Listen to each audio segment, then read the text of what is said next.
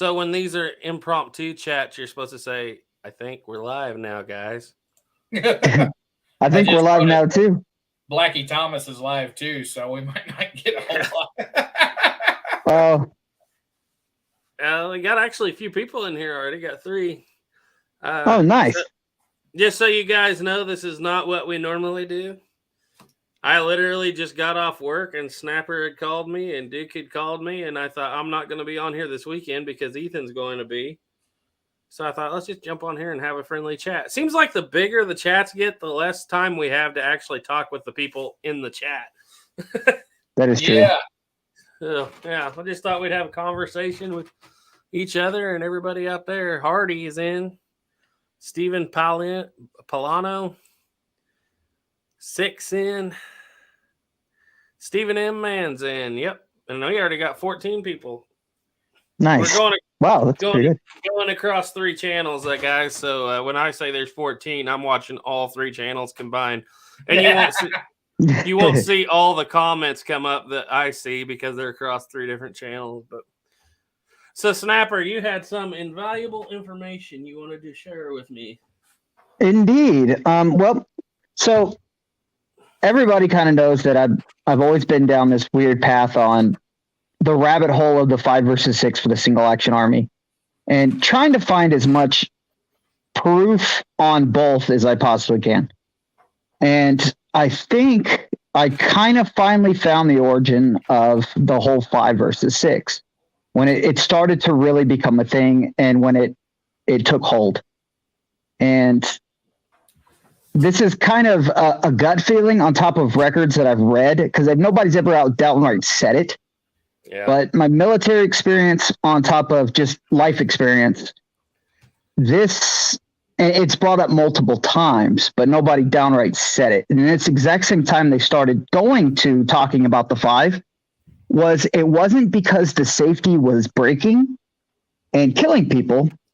It was because putting it on safe was dangerous. They were finding that they were getting a lot of negligent discharges because they would load it with 6, and you would go to put it on safe, you got to go to full cock, pull the trigger, walk the hammer down, and then go into your safety notch. It's not recommended to go from half cock all the way down. And reading upon this, they had quite a few reports that they found of negligent discharges of people slipping off the hammer while lowering that hammer.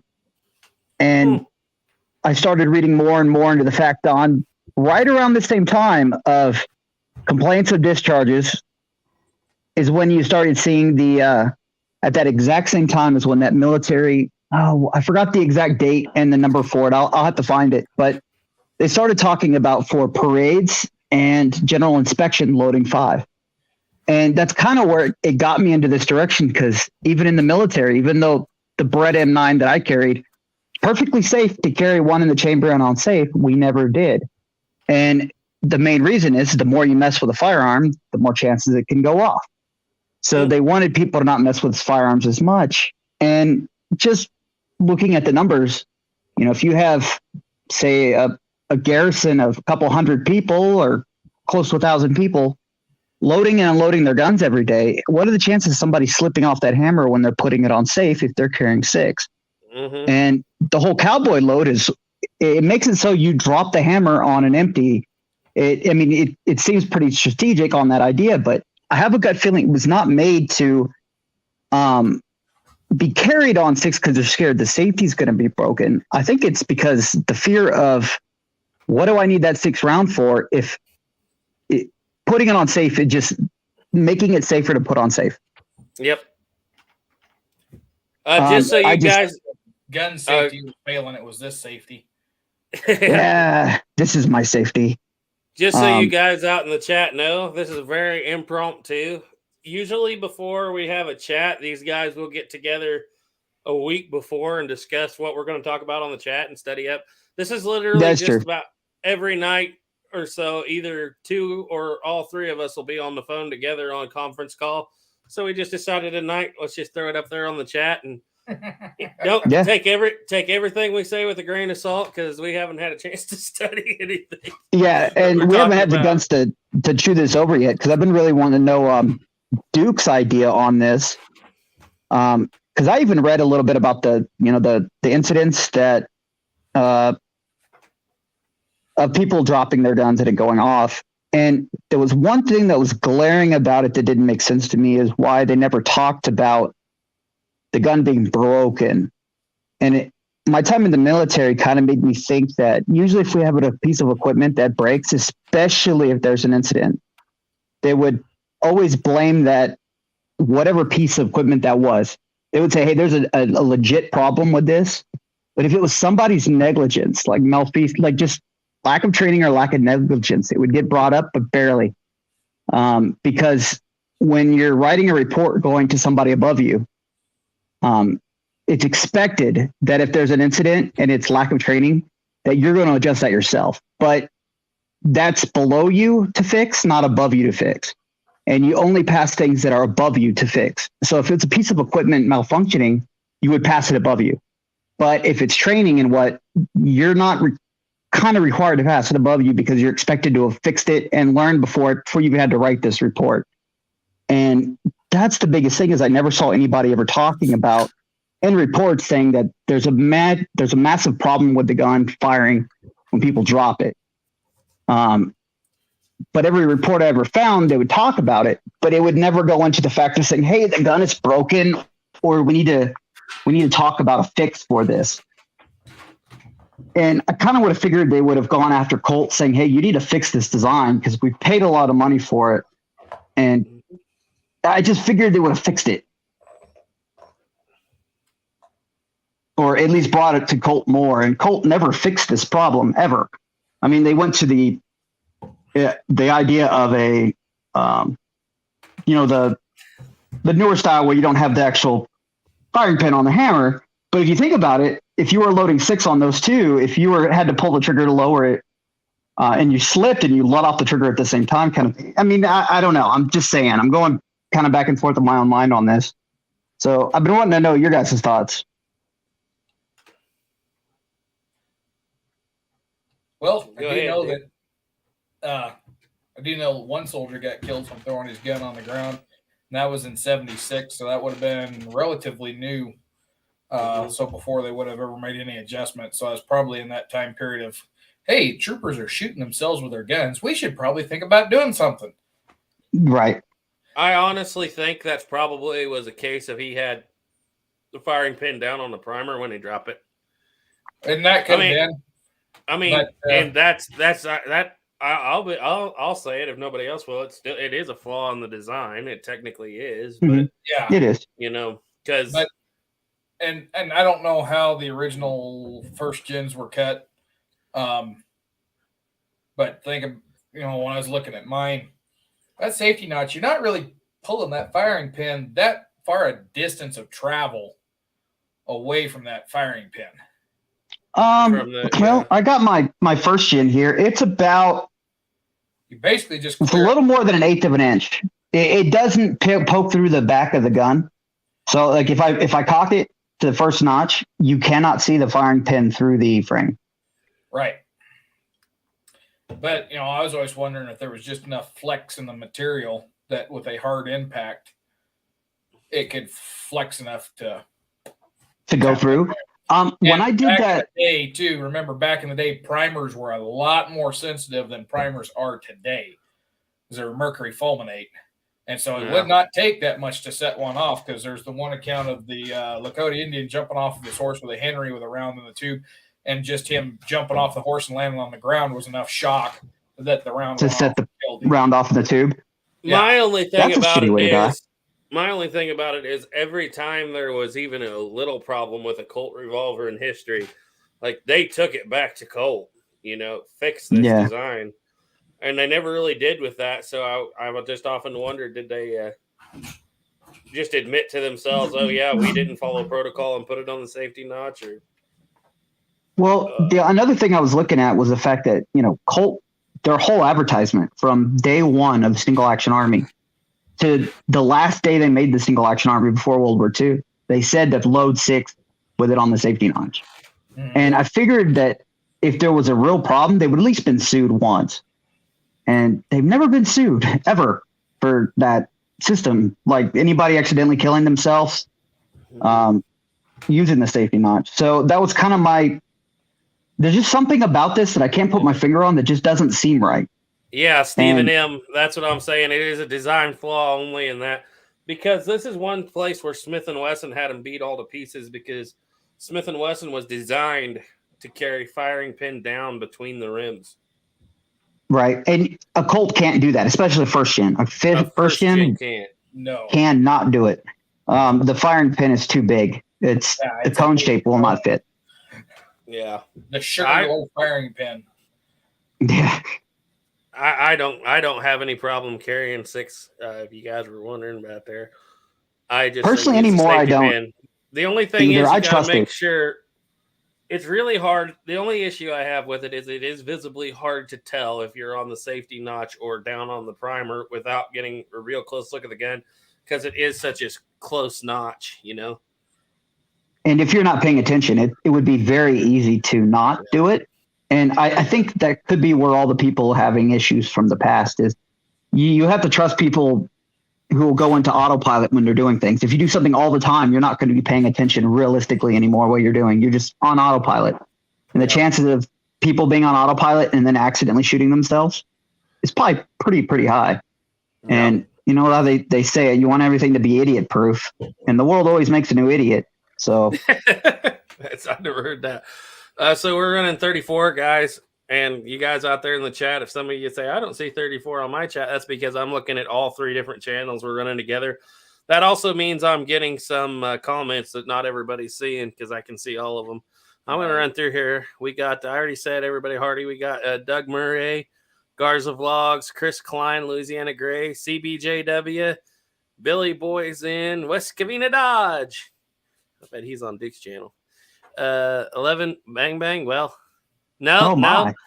He's talking. That's Ethan. He said, let me guess. Snapper bought a walker. Nope, not yet. No, not yet. Hardy. Todd B says, hey, Duke. Diane Houston says, howdy, gentlemen. Doug Dukes is in. He says, hi, gents. Todd B said, is Snapper in deep cover? More so than usual. More so than usual. Yep. Guys, I've been trying to get him to take the mask off for years, but it's just his trademark now. He's just not ever going to do it. I told him he needs a Zorro mask. Yeah. And he's going to go around and write S on everything with a sword. On everything. Maybe, hopefully one day I will. Picket fence on a stick. What's that? The picket fence on the stick. Oh, yeah. A lot of it, too, is my wife, she doesn't really want me to show myself either. So maybe one day we'll see, guys. It's understood. Well, it just makes it more of a suspense. You're just the suspense is killing everyone. West Covina Dodge said, toast always lands butter side down. Do Colts land hammer down? Yeah. You would be surprised. Yeah. It Hardy, seems that way, don't it? Of all the study that all 3 of us have done, including and even Plowboy has done a little bit, he says, so it's actually a military thing. Who'd have thunk it? Yeah. The Load 5 thing is a military thing from the 1880s. Not the civilians were always told in their manuals and their instructions and boxes to load 6 and carry it on a safety notch. And we all figured it was a military thing. I have not found, because for the Park Service, a lot of the loading and practice that we do for military arms comes from the original military manuals. And the one for the Colt, they always reference the 1874 manual. Mm-hmm. And I know it's out there. I just don't want to spend the money on it. And I can't find the free digital download that everybody tells me is out there. So I've been trying to look in there and see if they say load 5 and that one for parade or dress or whatever. But I have not been able to find that one yet. So, I think Plowboy said it was in, I'm probably wrong here. Like I said, guys, this is off the cuff, but I think he said it was in the 1884 cavalry. It's like the parade and dress manual. Yeah, but they never talk about it for like campaign. It seems more that they actually did load 6 for campaign, What's surprising is that during but, the campaign, soldiers were given quite a bit of leeway when it came to weaponry. That is true. The only issue I have with that is during campaign, you see a lot of references to carrying 25 cartridge rounds on you. Yep. Or for handgun. That is true. That doesn't equal out to 6. No, it doesn't. That equals up to 5. But that equals out like to, I said, on the civilian side, it was always supposed to be 6. Because I just sent this one to Doug Dukes for the 1872 and 74 cavalry saddlebags. In the saddlebag, I think it was 100 rounds carbine and 36 rounds pistol. The 25 thing, I need to go find that and see where that came in. But I read it in. I think the 45s were issued in packages of 12. I read it in that book, Frontier Regulars, the other day. It was one place I'd read it. I also have heard that's a good one. I've also heard that's what I read it in the Custer books, and I was just I actually come across a reference to it in a Buffalo Bill book the other day too. So in the 1874 saddlebag, and this was supposed to be in the left side saddlebag, so as you're sitting on the horse, it's on the near side, the side you get on. You would have 36 rounds of revolver ammunition and 100 rounds carbine. Mm-hmm. So that would load to 6 then, right? That would load 6. Yeah, they were loading 6 70. So what year was that? That's for the 74 cavalry saddlebag, and it was so-called experimental, but that's the appendix, the ordinance what's supposed to be carried in it. Now, if they actually did, I don't know, but for prior to that, because the 7th Cav at Little Bighorn, they all had the 59 McClellan saddlebags, which are considerably smaller. Mm-hmm. So I don't know exactly what the loadout would be for those bags, but the 74 regulation for the 74 saddlebag, which is also the same for the 72 saddlebag, says 36 rounds of ammo. When's the next change in saddlebags? Because at least one source that I can think of, I don't remember which one it was, but one of them definitely mentioned 1882 for the 25 rounds. That was the same year they went to the smaller ammo too, right? 1882. Yeah.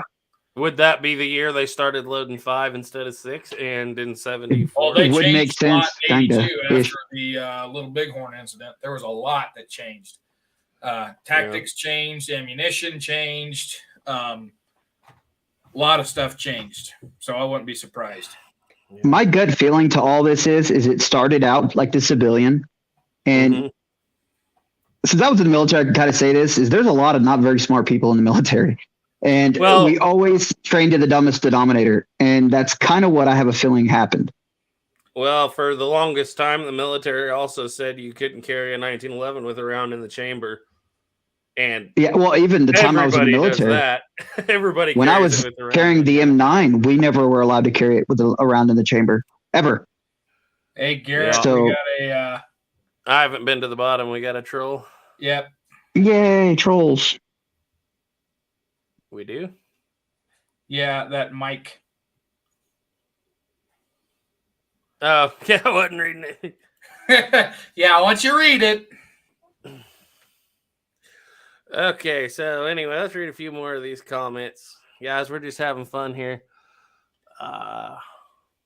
Everything Black Powder's in said, hey, what's going on? Is it the weekend already?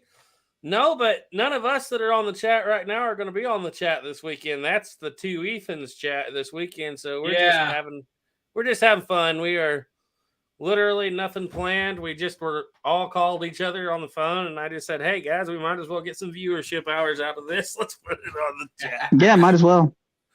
Jonathan Picone's in, Angelica Woods is in, Joshua Harris is in. Doug Murray said John Wayne made up the 5 rounds line in a Colt from the Shootist movie. One of the old men who knew some real lawmen like Wyatt Earp, Bat Masterson said professionals would never carry a 5 rounds. Oh, I don't know. I don't know anything about that. I know that in, like, especially in Wyatt Earp's case, there was a few more rounds loaded in a lot of those guns at the OK Corral than 5. So well, there's 2 things I got wrong with that.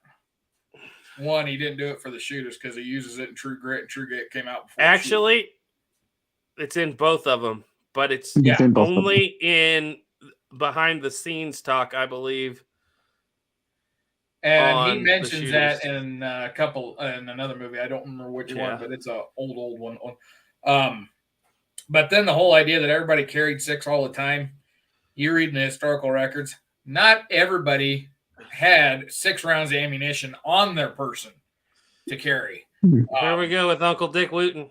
Yeah, Uncle Dick Wooten only had 4 rounds. He only carried and bluffed 2 of them that were missing, and sometimes only carried 3. I found another account of that too. It was one of the oh God bless it, one of the Janice brothers had just bought a Henry rifle, and they got drunk and they shot at so many geese coming up the river that when Jean Rishaw Jr. killed Yellow Bear and the Indians started to go after the Janices that was with him, he couldn't defend himself. He couldn't shoot because he didn't have any ammunition. Well, another person that comes to mind, I can't think of his name, but the guy that Billy the Kid shot, they're in the bar and he's talking crap, and Billy the Kid took his gun and he supposedly put it on the empty. So when he pulled it to shoot at him, it went on the empty. That's supposedly a true story. And that's one of the few things that I know of that time period that 100% says that there weren't 6. Everything else I've ever read, other than the military example, like you would see where either it was 6 or unknown. Todd B said Duke concealed carries a Colt Walker with 6 rounds loaded in a shoulder holster. That is true. I've seen it. That to conceal carry a Walker. Oh. Yeah, Doug Murray said, I don't buy it. Why would you drop your firing capacity? He's not talking. He's just talking about in general capacity by 20% for the chance of a negligent discharge. That was quite a while ago. You wrote that. Yeah, that is true. That is true. Especially if you know you're going into a fight. There's absolutely no reason to not. I can see it for parade. I can see it for like garrison duty and parade, but combat, I can't. Yeah. Iron Wings 3187 said, how we doing, man? Hi, Iron Wings. Didn't get any notice there was a stream. No, we didn't announce this one. This is just, and we're not going to do this very often. Like I was telling the guys before, I really also just wanted to talk to you guys out in the chat, because the bigger the chats get, the harder it is for me to actually read you guys' all your comments. I can sometimes miss them, and I don't like that. Louisiana Gray said, when 6 is all you got, you carry 6. Hardy, could it be also that a lot of troops just ignored the safety notch? Could be. Never underestimate the power of stupid, even if training says otherwise. So when it comes to the recruits in that time period, if they come from Ireland, they probably speak English, and that's only a third of them. The other third come from Germany and other parts of Europe. And most of them haven't seen a horse and probably have never fired a gun when they recruit. So the fact that troops would totally miss that, not surprised at all. This guy right here would That's know. Good point. This is Schlatzula, and he is one of our oldest and one of my most trusted. When he says something in the comments, I listen. He said, it's in Blunt's firing regulations for small arms in 1889. He gives instructions for mounted shooting practice in page 231, where they fire 2 5-shot groups. There it is. Awesome. Thank you. So we know At least we could find that now. Well, you said the book's right there. Blunt's I firing do believe that it probably started off just like the civilians, and then it had to be changed for military regulation. They never been sued, and you've not found any real historic reports of it because it never happened to begin with. It's a myth. Actually, you'd be surprised how many people shot themselves, civilians that were shot themselves with the guns. About everything. About everything. That is, when you study, that always surprises me when you study the Oregon Trail, how many people on the Oregon Trail died of self-inflicted gunshot wounds is astounding. It's there's enough of it happening that if you go by the books from the Covered Wagon Women series 1 through 9, after that it covers so many years and so many things change that it's not a prevalence. But if you look at any of them 1 through 9, and you go back to the index section and look up guns, there's a section where it says gun accidents. Mm-hmm. And there's usually at least 3 or 4 per book, if not more. So, yep. That's crazy. Well, Johnny Ringo get mentioned. Shotguns get mentioned once or twice. One of them is a guy threw his gun at something. If I remember, or no, that was a different book. But anyway, yeah, some guy threw his gun at something because he couldn't get the hammer to come back to fire it, and it hit, come back and killed him. Wow. Johnny Ringo's dad. Yeah, Johnny Ringo's dad. Quite a bit. You just got to learn to look a little bit, and they're there. Wes Harden's dad too. Johnny Ringo's dad was stepping off of a coach, I believe, and shot himself in the face with a shotgun. Wes Harden's dad, shotgun fell out of the back of the covered wagon, killed him. I was reading about in a book called Crossing the Prairies in 1865, and it's an actual journal. And they talked about how that one young kid, well, he's a young teenager, had a double-barrel shotgun trying to shoot some grouse, and the gun would not fire. His caps were bad. And so he took the cap off the gun. It was a double-barrel, I believe. It might have been a single shot. I can't remember. Anyway, he took the cap off, put the hammer on cock, was fooling around with it, left it sitting there on the seat of the wagon. Well, some time goes by, and that wagon hits a rut. That hammer falls on the nipple without a cap on it, somehow strikes a spark down through that nipple from the steel hitting steel, ignites it, and shoots a guy right in the back that was standing by the wagon and kills him dead. And the witnesses also, they even had a little trial there to see what had happened, and absolutely no cap was on that gun. The kid remembered absolutely taking the cap off. It's just one of those freak things. But yeah, a lot of that happened. Yeah, that guy was probably destined to die if that happened. Yeah. Just saying. And he was standing still and the wagon was rolling past him. Wow. Yeah. Yeah. That is amazing that with all the accidents that did happen, that Colt didn't get sued. Mm-hmm. And I think what it comes down to is that the people out in the West just didn't have the time to worry about That's true too. Or that find is true a lawyer. Too. And most of the time back then, you realize that if you made a mistake, you realized you made a mistake. You know, if I don't have this gun on the safety notch, that's on me. And people back then thought that way a little more, a little more responsibility. Man. Plus, how's a podunk farmer going to take on a millionaire in the courtroom? Yeah. And it's still true. That's still true today. Jeffrey Davis is in. Arizona Ghost Riders is in. Hi, Santee. Said, hi, you desperados. Wild Tex. Iron Wings 3187 said, here, I'll show this. You gents got any opinions on Taylor and Company? Just picked up an 1873 Cattleman imported and tuned by them. Costs a pretty penny, but seems worth it. I have my own thoughts. Taylor's I don't know much. I mean, if it's a tuned revolver, they've already done they've got it tuned up. They're pretty good from what I've heard from everybody that's used them. That Schofield's the Taylor's imported that we have. Yeah. I mean, if you're going to put them in the list of the tier of the best importers, Cimarron's on top. And then it's a tie between Dixie and Taylor's. But I do think Taylor's gets quite a bit better quality. So they're tuned up guns. So they just put lighter springs in them and polish anything, or what do they do? Work the whole thing over. They polish. Depends on what you get. Fit the bolt to the gun. Okay. So they fit the bolt head to the cylinder stops, basically. They go in. So tighter lockup and everything? Okay. Yeah. So you know how they go in on the bolt head and they'll cut a notch down the middle of it so that it engages better? Yeah. I know what you're talking about. Yeah. They do that. Yeah. They're slicked up for, you can pretty much take it out of the box and go shoot 1 million rounds through it and never worry about anything wearing out, basically. Put the lighter springs in. Yeah. They're competition guns. The only thing I've always wanted to build a race gun. The only thing I have against Taylor's is a couple of years ago.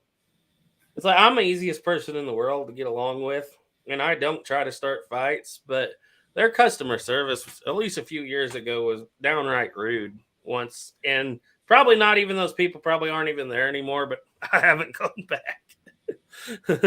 I got to the point with them where I just call and say, hey, I need to talk to the parts guy. Yeah. That's probably what it's I've never dealt with them ever. Hey, I need this part. Can you tell me how long it'll take? And it was, oh yeah, I can have it, pretty quick, or oh, that's going to take a while. The longest one I had to wait for was the barrel for my Richards Mason, and that was a year and a half. Yeah. Wow, that's a long time for a barrel. Rock McLaughlin said, hey, from Tennessee. Stephen M. Mann said, okay, not going to be hard to get along with if you're not getting comfortable with the firearm but if you're not getting comfortable with the firearm can be even more dangerous. Iron Ring said, Snapper needs a Dread Pirate Robert mask. Get you left-handed. Gina Woods said, my 3 sons. Hi, Mama Woods. I'll try not to curse. I've accidentally let slip earlier. I'm sorry. Stephen M. Mann said it was the same stubborn military that stayed with a single-shot rifle way too long. They tried to get away from that on a couple occasions. They tried in the Civil War, but the Spencer rifle just didn't match up. And then they tried to make a Springfield with a magazine. And, it finally took the bolt action before they put a magazine repeater on there. Well, right. I mean, let's face it. They didn't have a military that they knew that they were going to fight against that they really thought they had a need for a repeating rifle. Look at the British military. How long did it take them to adopt anything beyond a single shot? Yeah. That's true. Can you imagine going against Zulu with a single shot Martini Henry? I would have been begging for a magazine rifle at that time. And before that, you had the 577 Snyder, whatever. Well, you might have, but they didn't think the way we think now. They thought that's true. Bigger power hit harder. That's what they thought. What's funny is I think even the soldiers thought that to an extent. England pretty much follows the United States right on. It's like, oh, we're going to convert our muskets. Oh, we're going to go to a new single-shot rifle in 45 calibers. Just that I think the Martini Henry would knock the Spencer out of the water. From a Springfield. From a standpoint of a business standpoint for the government, the Springfield was the best thing they could have done because that meant they did keep the original gun parts all the way through 73, most of them. I mean, barrel bands and stuff by 70, they were starting to switch out barrel bands and stuff, but by 73, they made all new parts, but they were still able to use the same machinery they'd been using since the 1840s to make side locks and hammers and barrel bands and the same stop replication process. Literally spent no money on machinery really from 1840 to 1893. And didn't lose any major wars and stayed fairly well armed. So, yeah, never underestimate the power of cheap people. I have never handled a United States military rolling block from 70 to 73, but I've handled a bunch of others, and they all have one issue that I have to say puts them behind the trapdoor, in my opinion, and that is the fact that none of them have ejectors. They all have extractors, whereas the trapdoor, if everything's working right, you open the door and that casing's gone. That's the one thing the trapdoor has over the. The sharps on. I've had some of them where you drop that thing down and that thing will kick them right on out of. Yeah, the sharps. But I mean, the Remington. Do you know of any of the U.S. military Remingtons having an injector? No, they just roll that back and you'd have to reach up and pull it out. You have to grab it and pull it out. So that's the one thing it had on it. Doug Dix had something here. He's saying, and he has with that books. Springfield and the copper ammunition. You still got to reach up there and pull it out. Yeah, but they changed so much stuff on that rifle from 1880. Well, really from 1878, but really the changes really implement, in 82 and 84. By the time they got into the 1890s with that gun, it had target sight hoods. It had a 500 pretty nice gun bullet. It was a 500 grain bullet with a Buffington style rear sight. Like that gun, they had it. Well, I guess they had to because it was the only thing they had, but they had that thing tricked out by the end. Doug Duke said Rangers talked about UDs with a walker. One guy killed his horse. Yeah, and there was a Ranger that dropped a walker and killed himself. Shot himself in the leg. Bullet went up his leg. So yeah, it happened way back. Yeah, I take that back. That might have been a Patterson that he did that with. Yeah. Santee. I think they invented that gun around 1932 after the code came out. Mm-hmm. Yeah, somebody should have done a funny short on that. I did. To an extent, I did it with the C96. I talked about how effective it was in the American West. It was so effective that Clint Eastwood as Joe Kidd got 30 shots out of that 10-round magazine. Frankfurt Arsenal cartridge package held 12 rounds. They are the ones I copied for carrying mines. Yep. Nice. And I think the whole thing on 25 rounds, there was a pistol loop that took the place of the saber for campaign duty, because a lot of times the saber was attached to the horse if they even took it out at all. That loop system could hold 25 rounds. Prior to that, they used the old cap pouch, and that held about 10 rounds. Yeah. Hey, sorry, guys, if I'm missing the trolls. That's because I'm too far up in the chat and all my moderators are on. So, oh, yeah. You having a bad problem tonight with trolls? Stephen M., man, you can't see these trolls because you're watching on me on the 11 Bang Bang channel, and they seem to be appearing on Duke's channel. Duke's always had troll trouble. Well, that's maybe the downside to streaming on 3 channels at once is you got to be 3 times as vigilant. Joshua Harris said it's like the shootout in open range. I think he was holding a 12-shot revolver. Oh, that shootout would have been so good if it wasn't for that and Robert Duvall's shotgun blowing the guy across the street. Other than that, I love that shootout. The amount of smoke, the townsfolk showing up and doing what they should do, that I like that shootout. Yeah. Other than that, yeah, if they had fixed those 2 things, that would have been probably one of the best shootouts. Mm-hmm. Hardy said, so the takeaway from this is, even historically speaking, just do what you feel is best. Load 5 or 6 or whatever you feel comfortable with. Or if you're Uncle Dick Wooten, load 3. Mm-hmm. And he's not 4. The 3 is actually in Elmer Keith's book 6 Guns, where the Confederate officer gets captured, where he captures somebody and he has 3 rounds and he bluffs them into thinking he has more.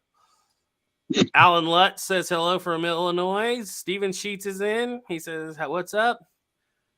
Shatsula said, I downloaded Blunt, 2 different versions from the internet. You should really read it for the instruction it gives for revolver snap shooting.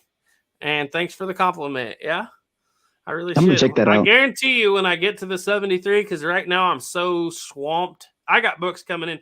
Tomorrow's a big mail day. Ooh, big mail day tomorrow. I got books coming in left and right just because I'm working on conversions and the Trapdoor series. And when I get to the 73 boys too, so oh boy, I can't wait till you get to the 73. Starting, I mean, you know how many doubles I found? Oh, what happens when you don't take them off your wish list as you buy them? Said Texas Ranger Captain Hughes says he shot himself in the foot with an 1877 Lightning. Some people say he was covering for a woman he was with him and she shot him. That's possible. Right?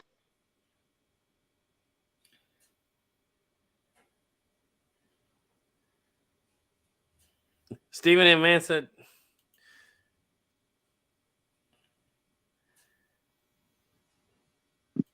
okay. Hey, Task Force Tyler's in. Hi, Task Force. Doug Murray said reason for 5-shot groups in training was 1, conserve ammo for training. 2, when the soldier got on the empty chamber, it would force them to get shots on target and still have a shot reserve in battle. Interesting. Louisiana Gray said, how you like Stoker? I have 2 Stokers imports, and they're both from the 90s, but I like them all right. You guys got anything on Stokers? No. I mean, Birdie is basically a Stoker. Mm-hmm. It's probably the lower end of the imports. Like they probably don't get the pick of the crop, but Cimarron gets the pick of the crop, and sometimes they get junk in too. So yeah, but I mean, when it comes down to it, if I'm going to take a gun out in the field and beat it up, I'm not going to take a Benelli over under. I'm going to take a Stoger over under. They're good enough for field work. But yeah, Stoger guns are pretty good. hi, Dustin. Hey, Dustin. Joshua Harris said, I love my Stoger 20 gauge coach gun, Supreme. Needs slicked up, though, stiff to break open. Yeah, them Italian made side by sides tend to be that way with certain shells. Thanks, Mom. She said we're all doing good. Doug Murray said, good night, guys. Got to hit the sack. Got to roll out from here to St. Louis in the morning and get as far down as I can towards Sugar Land, Texas. Have a good day, guys. Oh, see you later, Doug. Glad you stopped in. Be safe, man. Oh, by the way, have you guys, I've been testing some of the Dustin's cartridge boxes that he makes now. I actually, I'm starting to really like them. I'm actually planning on buying some more. They're they're kind of replicas of the original ones that would come for your paper cartridges. Mm-hmm. And he had the wood ones, but I couldn't put the conical paper cartridges in them. But he just made some new 3D printed ones, and they do fit the conicals. And I'm really, really enjoying them. Definitely something to check out. You know, the sad thing is that Dustin sent me a paper cartridge former, and I was cleaning up my black powder thing the other day, and I still got it, and it's still in the envelope when I open because I don't make paper cartridges. Hi, Christopher. Christopher Meads and finally caught y'all live. Poor Christopher watches everything the day after, and he always says he wish he could have caught us. Well, he finally did. Hardy says, I wonder where all the original tooling for making all these guns went. I know Parker Hale used infield tooling, but what about the others? I can tell you the single action army, it's still where it was to start with. Because it's in the museum now, but they used that stuff till it wore out in they used it till 1941 and then quit, and then they used it through part of their second. They used it up till like the 70s, I think, and then until they really replaced them. You'll start seeing there's things like, for instance, your Marlin 336s. There was a time in the early 2000s when you couldn't give somebody one of those because they were junk, but there was a time in the 1950s where they were the greatest thing going. That's because they're still using the same machinery and it gets old. And the cost for tooling back up is expensive. Yeah, when Remington took over Marlin a number of years ago, for about 2 years, you didn't want to buy any lever action out of the Marlin. But then once everything got going and they got the tooling going, then it was all good. But Ruger has them now. Yeah, I heard Ruger's rebuilt all their tooling. But yeah, that's usually what happens. The price of those things has gone up ridiculous. Have you guys heard of the standard manufacturing? They're making single action armies and 1911s and whatnot with CNC. Really high end, yeah. I really want one just to see how good it is, because I've always wanted to know what a Colt single action made with like tenths degree of time. It would be great. People say bad about them is the fact that it's not a Colt, but almost a Colt. Yeah, you're paying Colt price, and I heard that there was a company, I forgot the name of them, but they did the same thing, and they actually did it in the Colt factory, and they're worth quite a bit of money. They're not quite as much as a real Colt, but standard manufacturing though, like I've seen their color case hardening, and I really want one. It's Colt quality. Yeah, that's what it looks like. Joshua, all Cimarrons they're not made by Stoger. Stoger and Cimarron are basically the same kind of thing. They're both importers. And both of them import both Ubertis and Piettas and Pedersolis. And actually, everything. Stoger is part of a firearms group that also owns Uberti. So, okay, so that makes sense. But they just import Benelli, Stoger, Uberti, I think Franchi, and a bunch of others. If you go to Italy to Gardone, you go to the factory, there's a list of all these gun manufacturers, and you go in, and depending on what door you pick, depends on which one you are. So Stoger and Uberti, I think, are in the same building. Yeah. Yeah, Louisiana Gray, that 62 police I got from Uberti was junk, and it wasn't just the Arbor. I don't know what's going on over there, but the last 2 Ubertis I have bought have been junk, and I don't. The first Why one is I thought Uberti having that be problem? I don't know. The first one I thought was a fluke. I knew it had a short arbor, but I knew that kind of could happen. But they're just bad. The springs are so light now; they don't even set off caps anymore. Yeah, they're kind of having issues. But the thing about anything Uberti made is they have what's known as the Monday and Friday guns. And I must always get a Friday manufactured on a Monday. They're too damn hung. The gunsmith's too hungover to care whether or not it works. And if he's manufactured on Friday, he's so excited to get drunk again that he doesn't pay attention to how it works. What he's built. You get a gun that was made between Tuesday and Thursday, you get a gun that actually works. I think General Blackjack Parsnip had one of those 30-round 6 guns. I tried to get Snapper to do one of those, and he hasn't done it yet. So I tried to make that one so outrageous because I'm like, somebody's going to take this for granted. And somebody did. On that battle at Big Rock Candy Mountain. Somebody did in your comment section. I saw that. I had one too. A guy that told me you really need to study a little more because Colt and Remington are 2 different companies. If you'd study, you'd know that. I just gave him a heart and a smiley face and sent him on his way. Shot Seal said my cat pouch will only hold 9.45 rounds no matter how hard I try to jam them in. Oh, 9.45. Yeah. If you've taken out your wool, of course, that's number 1. But I can get 10 in there, but you got to stack them just right. And I don't remember how to stack them off the top of my head. Yeah. No, I think the shotguns will probably drop safe, but nothing's drop safe if you got the hammer all the way back. No, shotguns were not drop safe back then. No.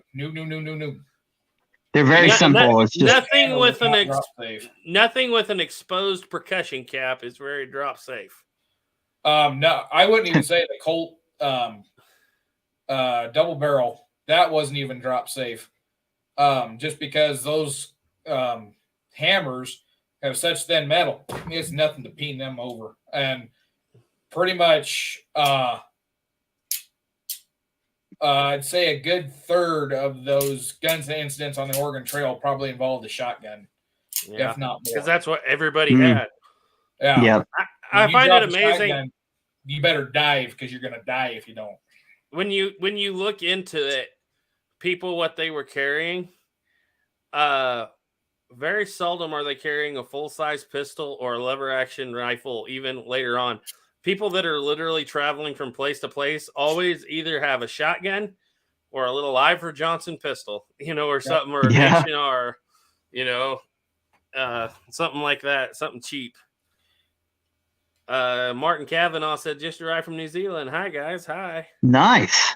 Richard Allen said, hey, Garrett, Dr. Darrell Shepard. Oh, yeah. By the way, check out Dr. Shepard's channel. And he has, if you're into Civil War carbines, he's got a video for you. Don't matter how rare that thing is. He's got it. I got to check that out. His videos on how to convert center fire to rim fire, or I think he meant convert rim fire to center fire, in old calibers on his video on the green carbine. He made a strip of Maynard tape. Oh, that's really cool. Oh, that's pretty cool. We do have a certain rimfire carbine coming in tomorrow that we've been waiting 2 months for. It was supposed to have been here Monday, but it's coming tomorrow. Wish we would have had that for the chat last week. I actually got 2 carbines coming in tomorrow. I don't know about you, but the worst thing ever is the days before your new gun comes in. I can never sleep. Jay Wheeler's in. Hi, Jay. Hey. Maybe we need to get you on this chat sometime. I was just telling the other guy. Yeah, he knows his stuff. Yeah, I found his channel the other day. Really, really like your channel, man. And I'm surprised. He has lightnings and thunders he shoots, and he is not scared to shoot them. Yeah. Joshua Harris. Ethan's in here. Ethan, if you want, I can send you Link, if you want to come on. If you don't want to, that's fine. You might be busy. He said there is an instance of a sailor dropping a Smith & Wesson model M&P revolver and it going off, killing him. This was when Smith & Wesson introduced the transfer safety bar in their Victory model. I believe it. Jay Wheeler said, I have a Stoger shotgun and a Uberti Stoger open top. Yep. I think that's what my open top is, too. I like that gun. Yeah, my 4440 is Mark Stoger up on top. Yeah. But yeah, Stoger is the one that imports just the straight Uberti because I think Stoger is the parent company. And then EMF is now the importer for Pieta. Yep.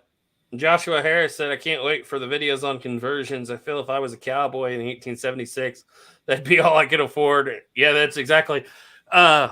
Yeah. And that's 100% the truth. And I'm hoping to have that one out next month. I'm not going to spend a whole lot of time between videos again. There's a couple things holding me back, as I got to get another replica of a Type 2 because I do not have a replica of Type 2. I know where there's one at. I just got to go get it. And there's a couple of originals we've got around here that we're going to use. I know we're going to shoot an original 51 Navy converted to rimfire. That's Richards Mason. And I think Duke said he might loan us his Type 1 Richards. Yeah, so, you want to do that before I head north? Yeah, we'll do something. I'll come get it or something or other. Okay, yeah, I was going to say if you want to come get it. Yeah, and we'll do something. And I think Snapper's going to even film his own original conversion. Yeah, I could still send it to you. It's just it's a gun with a lot of issues. Well, I don't care if you do. It's a gun that was completely destroyed that I rebuilt, and I just didn't build it to perfect authenticity. So putting it in a documentary is probably not the best place for it because the conversion ring's not quite right, the loading gate's not quite right. I mean, it's just not an all-around great gun, but it is what it is. It is going to be a little bit different, me getting into these conversions, because I've been before I started the series, I knew I was going to do it. I took about 2 years to really get familiar with the cap and ball revolvers. And I've just run out of the cap and ball revolvers. So I've been working for about 6 months to get familiar with all the conversion stuff. So it's going to be a little different. I'm going to try to cram and study as much as I can on the subject. I got a lot of books on it. I just got to get in there and get them read. I kind of want to get some more conversions. I think they're fascinating guns. The one that really is fascinating me more than anything else is the 49 pocket model conversion, because there's 6 different types, and I didn't even know that till I got to studying 6 different types of conversions on the 49 pocket model alone.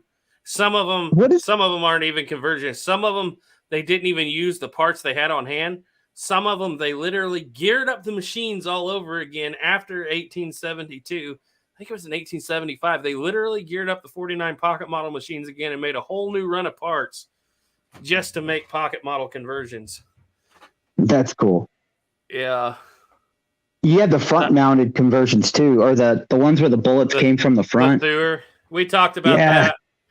We came really close to getting a replica Thuer, but I think I finally ruled it out. It just costs too much and takes too much time right now, because there's a guy down there in Texas that Duke knows that actually makes them where they will shoot modern cartridges, but it looks just like a Thuer. Mm-hmm. And that's probably cool. the way to go if I had the time and the money to do it, but it's just too expensive and take too much time right now to get it done before the video. So I'll talk about the Thuers, but I'm not going to shoot one. I think they're pretty rare. So, I mean, it's kind of one of those things. You're probably not going to find too many originals. Anyways. Yeah, and we're talking about that commenter on Duke's chat. Yep, on Duke's video. Someone always falls for it. Yep. Okay, guys, I'm kind of rolling down through here. Here's a question. If I see a question, I'll grab it. Hardy said, so why are all the repro guns made in Italy? There has to be a story behind how they became king of the repro guns. Well, that's true and not true. I'm going to let Duke go because he's got this. So Aldo Uberti, I think it's Aldo, back in the 1960s, and it's been a while since I've did the research on that, so bear with me. Anyway, they was big fans because everybody, the history of the American West in Europe is absolutely fascinating to them. Because, all that same stuff that went on over in Europe was, a couple thousand years difference, and a lot of that's lost to time. So it's like, yeah, the history of American West really is, they're infatuated with it, really. But anyway, Birdie, they were a gun company there, and now the guy wanted to make a reproduction of, a couple of the old Colt guns, and so they started out, I think it was a 73 single action. They started with those. They started making a few copies, and then they started making more copies and more copies. And about that same time is when the spaghetti Western films start coming about. And so some of those weird guns you see in the spaghetti Westerns, those probably were made at one point in time in one of those Italian companies, and very well could have been Uberti, like the harmonica lever action rifle.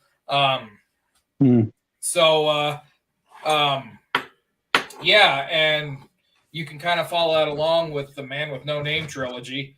So if you'll notice in A Fistful of Dollars, they're all shooting single action armies.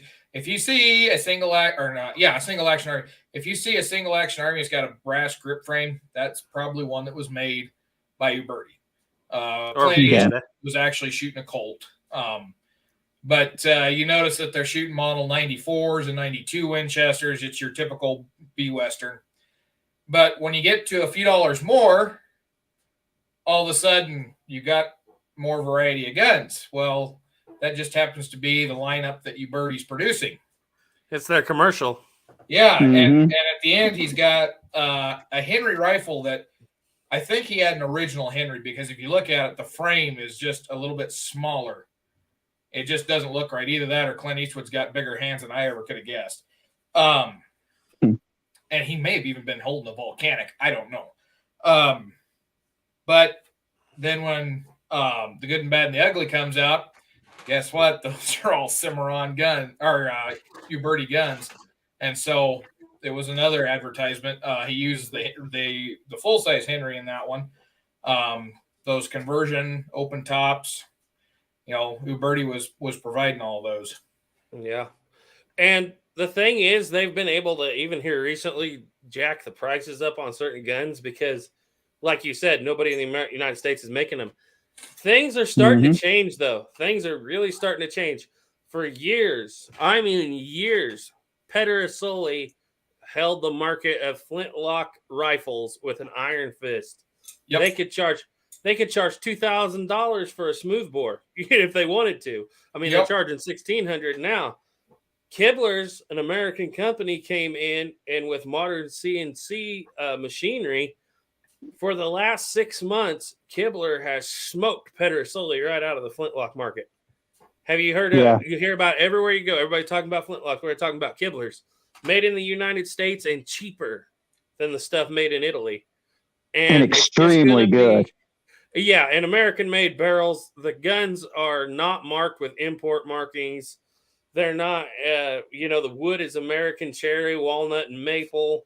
And like their Southern Mountain rifle is $1,100, whereas some people were pointing out Pedersoli's Brown Bess is $1,700 right now on Midway. Jeez, I sold that one. You did. You sold it. God. And so you could buy an original for that price. Yep. And they had the market for so long, they thought they could charge whatever they wanted. And the modern CNC machinery is making it to where you can get high quality, good materials, American-made guns for cheaper. And it's just a matter of time before somebody says, hey, Kibler can do that with these rifles that are really niche, flintlock rifles. Why don't we do this with a 60 Army or a 51 Navy and make a gazillion dollars? Way more popular. I was kind of part of this. Go ahead. Sorry, go ahead, Snapper. Being back in the day, I was kind of part of a little bit of, CNC making of stuff. And you'll be amazed what a guy, even in realistically right now, if you went out and bought CNC machines, a guy in a 2-car garage could probably knock out many different models of guns and at a very high pace and very high quality with CNC right now.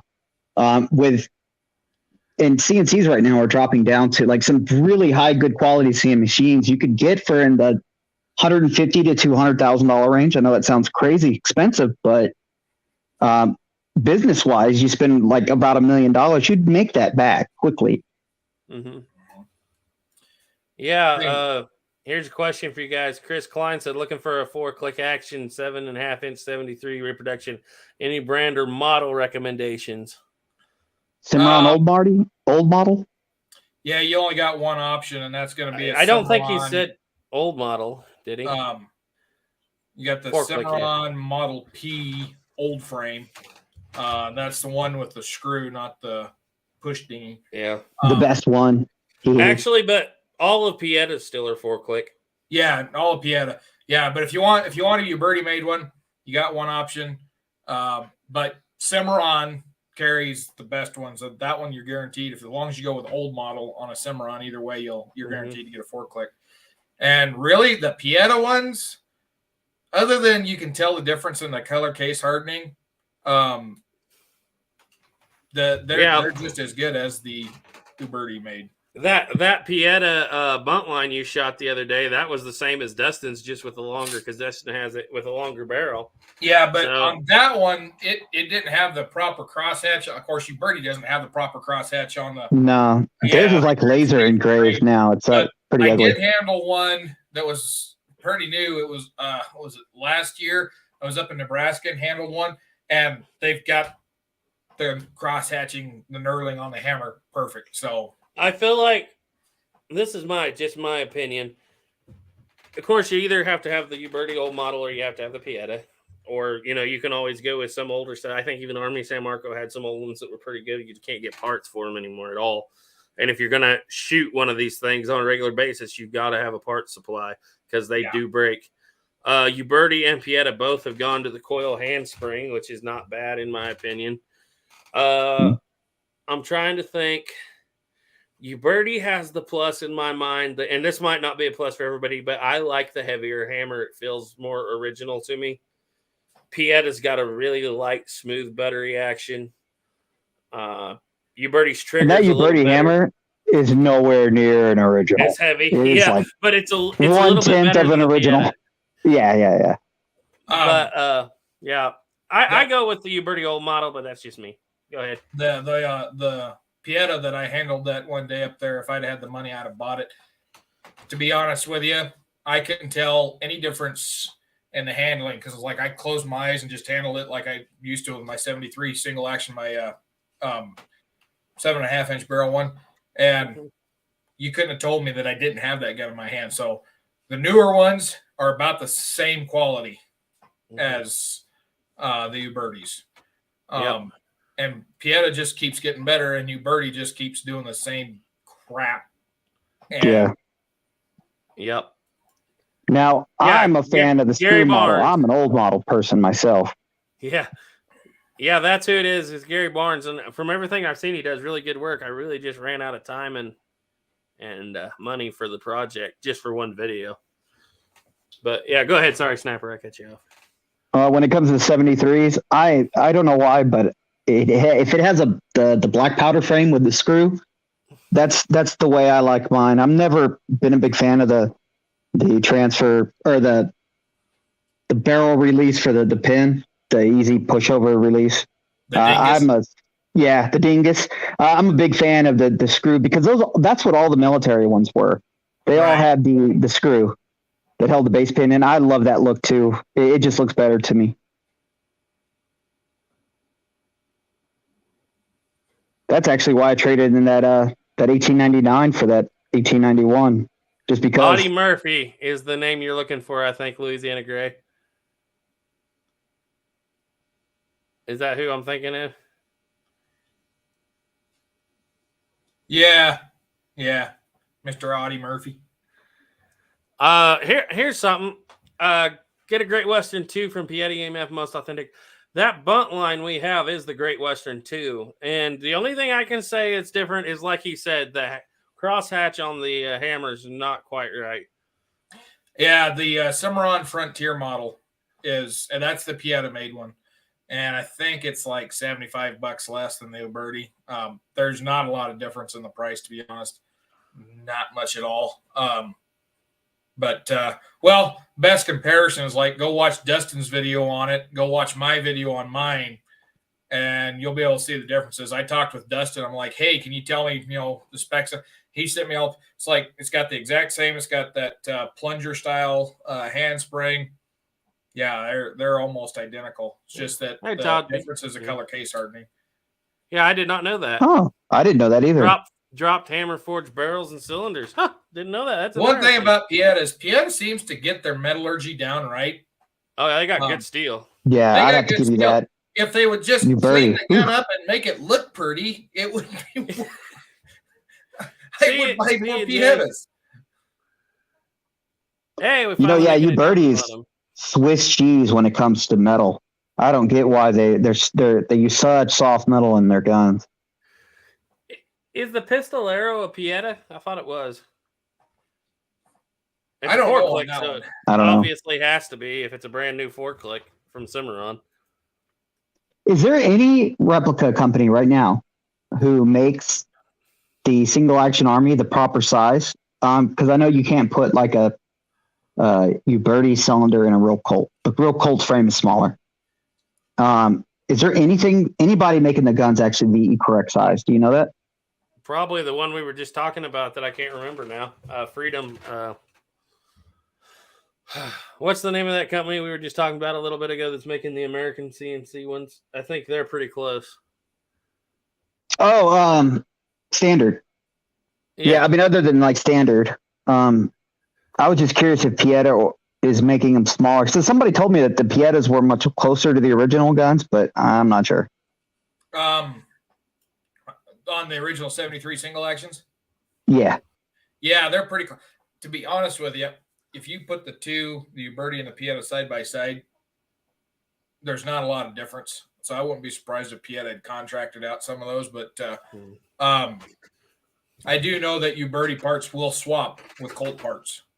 Yes, they do. Yeah, 100%. Yes. You can actually put a Colt base pin in a Uberti if you're in certain ones. Not necessarily the older cattlemen. I don't think you can do it in, but the newer ones. If you don't like that Pieta or that Uberti base pin with the safety feature Mine's on it, got a Colt in it right now. Swapping with a base pin, Colt base pin. Yep. The biggest thing I've noticed is the cylinder and whatnot is bigger, physically bigger. I was afraid that it would be too loose and it went in with the exact same amount of force that it took to get the Uberti one out. So Louisiana Gray said, Pieta would only get rid of all that writing down the side. I wonder if there's a reason they still do that, because you got to know everybody in the world's complained about it. They've heard it. It wouldn't be that hard to move it. Well, somebody told me that instead of right on the side, they went down to the 3 and 7 or the 5 and 7 o'clock flats. But I know it doesn't seem like it should be possible, but is there any way that in Italy there's version of it somehow? Uberti's got the patent on putting it on the bottom. I don't know. I don't know. Could be. Because I would want to hide that personally if it was me making it. Yeah. Okay, Snapper, this is the one that you can answer 100% because I know that you have Pietas originals, Pietas and everything else, Remingtons, and by the way, I have an original Remington too, guys. I'm going to get it soon. This is true. Someday. One day in a very, very far future from now, apparently. I'll have it before you ever do the video to you. Shula says Mark Hubbs did a video comparing different Remington new model armies with an original. Pieta was the very closest in terms of all dimensions. This is true. A matter of fact, this actually kind of comes into a funny story because I got a Remington new model army that was given to me by a good friend of the channel and a good friend of these channels, a American. He bought the frame. It's just a frame, barrel, and that was about it. The base pin and the loading lever on it as well. It was missing the cylinder and all the internal parts and pieces and grips and whatnot and springs and screws. But I had a Pieta. It was a brass frame gun that I had nickel plated. And a matter of fact, it's actually in the picture you're looking now. It's the far left gun there. I disassembled that gun and used all the internal parts, even the cylinder, you had to change the length of the cylinder a little bit with the lathe and modify little things here and there. But I got that original Remington New Model Army to function and work with 99% Pieta parts. And just little modifications. I had to buy all new screws, of course, because they were standard screws. But the cylinder fit with little modification here and there. It's kind of stuff you could do with a file if you didn't have a lathe. It wasn't that much modification. And I got the gun to actually work time and everything. The only thing that did not work that I had to buy was a bolt. The bolts did not work. The hammer worked. Everything worked. And I even timed it with an original bolt with the Pieta hammer. Isn't that your second original Remington? That would be my third ever. Oh, your third. That's the one that's going. Remington. That's the one that's actually going. That I'm giving to Garrett. That's Garrett's original. That's Garrett's. That's Garrett's. That's Garrett's original. I got built it and I was like, you know what? I think this would be a great gun for Garrett. So. Yep. Todd B said the original Colt cylinder pin wouldn't fit my Ubertis. I've heard that in a couple places. The thing is, it fits mine, and it fits Duke's. I couldn't tell you. I don't have a Uberti. I think mine was made in 2015. If you have a Cattleman is bigger in dimensions than the old model, I think. Don't you, Duke? No, my 4440 is a Cattleman, and is that what you have it in? Yeah, and it's 4440. And no, I've got that pin in my Cimarron 7.5. Yeah, see, that's what I'm thinking. If the Cimarron's got a little different dimensions somehow in their old model, because I've heard that from a couple people that tried. No, because I've swapped the pins between the two on two, and then just to see if it could be done on there. And now, granted, on that Uberti, that 4440, I had to polish that because the only way to get that base pin out of the gun without polishing it was put a pair of vice grips with a piece of leather and sit there and turn it back and forth, and for about 30 minutes just wiggle it forward, hair at a time. You talking about the original base pin there, Duke? Yeah, the original base pin for the gun that was so hard to get in and out. Oh yeah, I polished the heck out of that and I got it in there. I sit there. I put a pair of vice grips. Vice grips on the end of it. Grab some 1500 grit sandpaper, put it in my hand, and just sit there and twirled it for 15 minutes. After that, it didn't have any problem coming in and out. If you guys give me a second. I'm looking for a set of calipers, and I'll measure the original base pin on the Colt so that you guys can just have it. So, if anybody has the ability to have calipers to measure a Uberti out there, it's worth noting that my pin come out of a second-gen Colt. Josh Harris. I've often wondered that because I've never shot a Ruger Old Army. Do they bind up like Remingtons? That's interesting. Stephen M. Mann says, okay, I have a tough question for you. If you can purchase a replica 1875 Outlaw Remington in 357. Great. Yeah, that's a good question. Why would they make it where you can't shoot 45 hot Colt loads? Really, the only thing I can think of is the barrels, obviously, and the cylinder itself is thicker on the 357 because the chambers, of course, and the hole for the bore is going to be 0.357 versus 0.5 or 454. So I honestly think you can shoot hotter loads than a lot of people think you can in them, because I'm not going to say do it, but I'm telling you right now, I shoot 40 grain plowboy loads all the time. And grant you, there's a difference between a hot load and a copper or a full metal jacket bullet going down the bore. You don't want to really shoot the full metal jacket bullet, but they can handle pretty stout black powder loads anyway. But on that one too, 357's got a lot more meat in the cylinder wall than a 45 does. Yeah, that's what I just pointed out. Hi, Turkey Creek's in. Just found out this is going on. Yeah, we're pretty impromptu tonight. We're just having a conversation. Desert Boy said had issues with the timing and that new safer Taylor's and Company Cattleman 2 spring-loaded firing pin. Local armorer straightened it out. Nice weather, antique finish, wood grips, Pieta next time. Yep. I haven't got a 3-click anymore. I had one for a while. I just didn't. I mean, I didn't see the hate point in it. 340. There it is.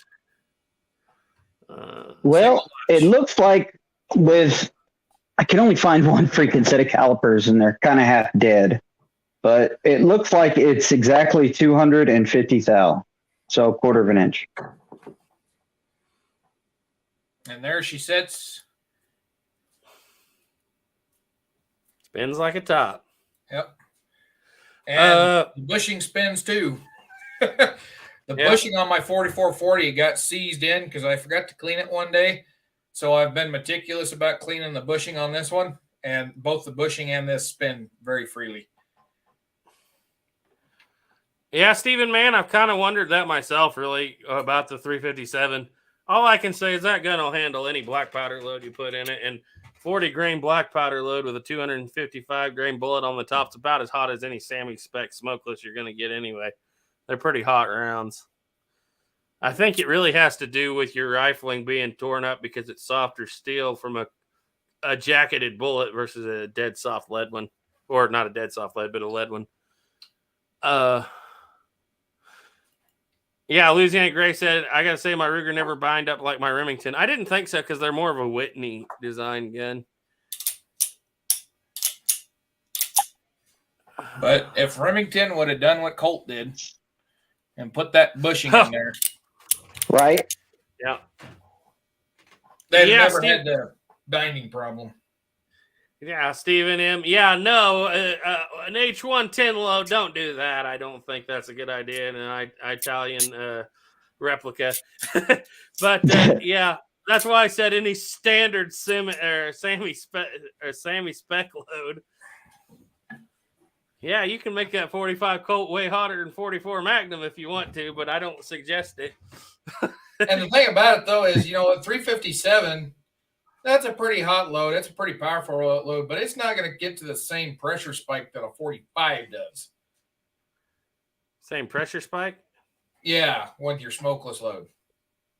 When your pressure, when it goes off, that pressure you spike. think that, yeah, is that because Max you're using PSI. H110, using your PSI because you're using a slower burning powder or what? No, I'm just, the pressure's going to be higher in the 45 because it's pushing a heavier bullet, more powder. That's why your 45 can't take it, but a 357 can shoot the hot loads. Well, I don't know much about it, but it would seem to me that hotter Magnum powder would create more of a pressure spike because I know that the guns have to be rated for a higher pressure. So, can you guys give me just a minute? I'm going to cancel my mic real quick. I'll be right back. Okay, you're probably right. But yeah, you add into the fact that you're working with a thinner cylinder wall, and that's why you don't want to shoot a very hot load out of these. Yeah. And you don't want to do it on an actual Colt either. Yeah. You want to stay with the Sammy spec stuff. I mean, yeah. Because Verdi makes a special 44 Magnum version of the single action Army, and it has a round cylinder. It does not have flutes in it. Yeah.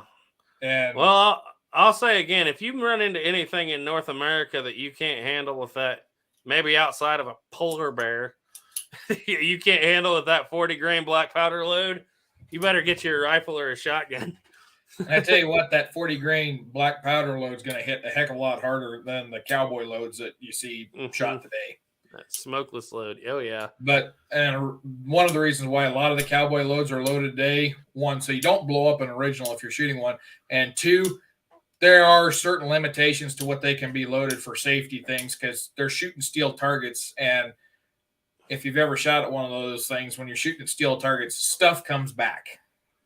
Yeah, Guns and Water said 45 also has a more square inches part of the PSI equation. Getting way over my head now. Yeah. Hi, Firearms Addict. He's in. Hey. Hi before.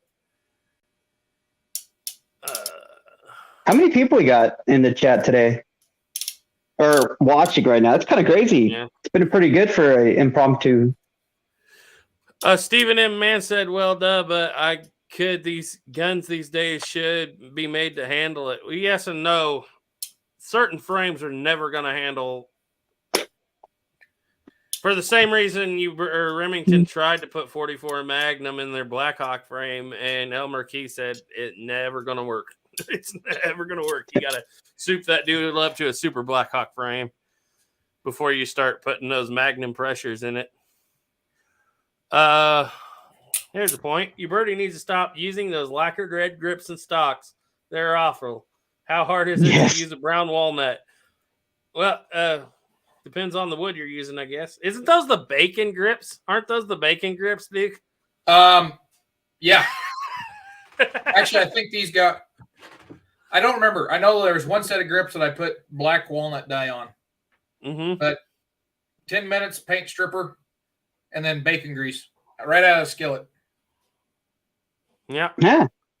Maybe it's because I grew up around so many original guns, but I always kind of liked the red just because it looked different. Well, at least now it doesn't. Everybody tells me that, the red's not original. There is pretty red out there of a 73 single action, silver plated, nickel plated, whatever it is, made in 1880 something, bright red lacquered grips. My 49 pocket has a lot of the lacquer still on the grips, the original 49 pocket, and it's a tiny bit darker than you birdie. It's not a crazy bit darker, but it's that red color, but it's just a hint darker. If you added just a tiny bit of black to that to darken it up, it would be the Colt color of lacquered grips back then. It was very red. So the red grips were a thing. Yeah, Ethan had one here. He was talking about the 45 Colt Magnum loads. He said, I believe it has something to do with the 45 Colt case head, hence why Elmer Keith went with 44 Special, because the case head on that particular cartridge held it better to high pressure. And I believe his Guns and Water brought out the point that originally 45 was balloon-headed, and that was weaker. So that's probably the answer to that. You know, I did a thing, dude. I took a dowel. Why you really shit my camera off? My rollers don't roll. I took a dowel and I rounded out the 50-70 case. Oh, wow. It's not flat anymore. Oh, nice. Dropped. I got 100 some years of It doesn't dirt look like road gravel anymore. It doesn't look like road gravel anymore. It actually looks round. It's kind of funny, the extractor that the gun that fired this 50-70 case stripped the head out. You got stuck. Extractor went through it. Oh wow! All right, well, that's not the Allen. That is the one that comes out after the Allen. Yeah, it's probably a 68. Is what I'm thinking. Or it could have been a 70. Could have been. Very well could have been. Any cavalry up there in 70, and there's less than 5,000 70s ever made. There's a lot of 68s made. A lot of 68. Well, I was thinking because they were sent right. into the field for use, and I'm trying to think because I think that one of the cavalry units that was at Fort Laramie was issued those, but I didn't think it was at the time that they was around there. Oh, there it is. Wow, that's crazy. Dripped right through the side. You can barely see it right there. Yep, get a little closer. Right through there. Isn't that crazy? You could pick something like that up off the ground, and you can actually understand the history just by knowing a little bit of history on the guns. That's kind of cool. And just so you guys know, I'm not naysaying it, but the only thing I'll say that was road gravel. So take it with a. Well, it is, but that is very distinct. I mean, all the way around, it's got nicks and dings, but that one's a very distinct grab in the base. And I even put it in the gun just to see if it would line up in that cadet rifle, and it did. So, yeah, I stand corrected. Something grabbed that thing and stripped it out, which doesn't surprise me. And guys, just if you don't know, we were on BLM ground one time on the road up on the Oregon Trail. Duke and I were, and Duke kicked that thing up out of the gravel and said, "Hey." No, we weren't on BLM there. It was half a mile from BLM on that one. It was perfectly legal wherever we were. And Dick said, "There's a 50-70 round." We were not on the BLM. We were half a mile from the BLM. We thought we were on BLM. The more you talk, the more in trouble we're going to get. You know, it's We crazy were to think on what a road. like We what were on could the still road. be out there just under the dirt nobody knows about. That's what's kind of neat about being in areas like that. But no, that definitely didn't. That was not off of BLM there, because if it had been, it'd have still been there. Wasn't on Fort ground, I know that much. Yeah, definitely better not come off of that one. Because I know where you live, and I'll come get it. Huh. Hey, Snapper. Thank you, Victor. Yeah, you saw that already? Okay. Yeah, I just read it. Thank you, Victor. I'll check that out. Yeah, And those that's are why I really want started one. sticking guns, to but it. they, like I said, you're paying for a Colt, and it's everything in a Colt except for the name. Yeah. Yeah. And that's kind of the hard part about it too, though, is if I'm going to spend that kind of money, do I want a new Colt or do I want to buy something like that? Because I kind of want a new gun that I can shoot anything through and not worry about it. You know, something pretty, something nice. But at the same time, would I buy something that's not Colt branded? That's the thing. I don't know yet. Yeah. Everything Black Powder said, hot load 45 Colt isn't a problem with modern cases. No balloon. Yeah, I know, and he's proved that because he shot it a lot out of a. You shoot it out of a Ruger.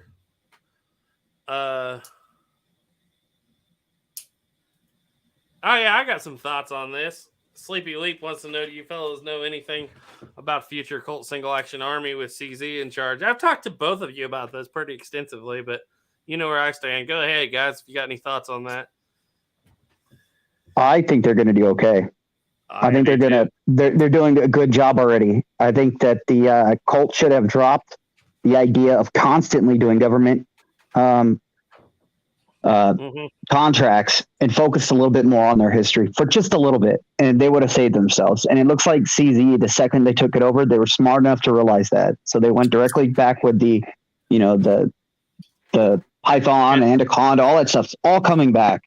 And it looks like you could actually start seeing single action armies actually in stock again. So I'm good with it.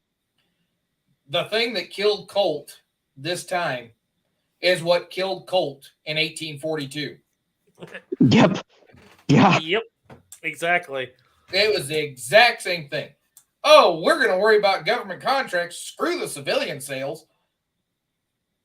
And I don't know about you guys, but we were talking about this, me and Garrett, and I would love if they did just one more time, released a whole Black Powder series gun. Just one more time. As bad as that one batch that they put out that my buddy got one of. Well, that's different. That's different ownership now. That's different. It's different now. Things are different. I would love to see them try at least one more time with like a legacy series kind of thing. I don't want to pay $1,200 for you birdie made. Yeah. Well, but I think I would. I think I would just once. Just because of the name that's on it. Here's the thing. CZ has brought back, and like both these guys just said, when was the last time from about 1995 to 2015 anybody walked into a shop and saw a Colt revolver? Even a used one. It's pretty. It's not a common thing. But now they're in every gun shop. Yeah. Colt is back in the revolver. I mean, the Python and the Anaconda are both back in the revolver world. Colt is coming back in strong versus now they're a little expensive yet.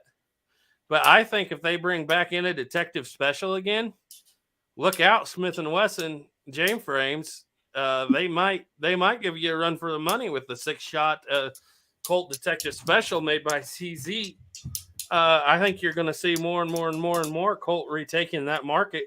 I wouldn't be surprised if you don't start seeing production single action armies back out on the shelves again just to compete, even though they're going to be way more expensive. I've seen them out, but not like they used to be a long time ago, where you could actually go to a gun store and see it. I've seen them like in stock online where you could actually buy one, but yeah, And I've seen a new was a new Anaconda, I think it was. And Yeah. man, it was nice. It was really nice. They're even in our little gun store.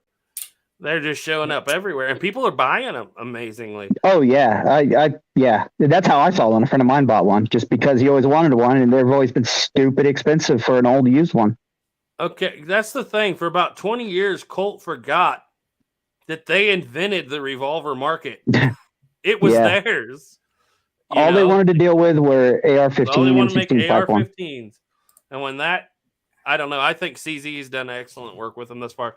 They had some trouble, of course, right off the bat. And like I told everybody at the time, I said, go back into Colt history and show me a point where he released a brand new gun and didn't have an issue. You won't find it of some kind. Well, I think it's brilliant that they're looking at least into the past. And because 90% of people that I know who like Colt, it's not because they like the M4, M16 line. It's because they like their revolvers. And it's nice to see them doing that again. Yep. Stephen M. Mann wants a new generation of the third model Dragoon from Colt. Todd B. said, don't forget about the Cobras and King Cobras. They're selling well. Yeah. Yeah. Oh, yeah. They're coming on strong. And those other companies better watch out. They're not going to have the stranglehold they've had for a while. No, I know they're going to need to do stuff with the modern and, but I think it's a great idea to just bump Colt back up to where it should be, and then focus on some new projects here and there instead of just focusing on new projects and forgetting about its past. Yeah. I got an answer here for you, Billy Boy. This is the Colt version. Now, this is the Colt Army Special. And it's also the official police. They just changed the name. The thing was, when they came out with really hot 38-44 rounds, what they called back in the day, Smith & Wesson had to build a whole new gun frame to take them. And Ethan might argue this with me, but this is the way I understand it. Colt, though, advertised that the hottest plus P38 round you could get back in the 30s, which, by the way, is way hotter than the 38 Special plus P you get now. Plus P38 Special you buy now is like what standard 38 Special was back in the 20s and 30s. They advertised you could shoot those hot rounds out of their gun. And I don't know about the Victory model per se, but I do know that Smith & Wesson needed a whole new frame to support it for consistent use.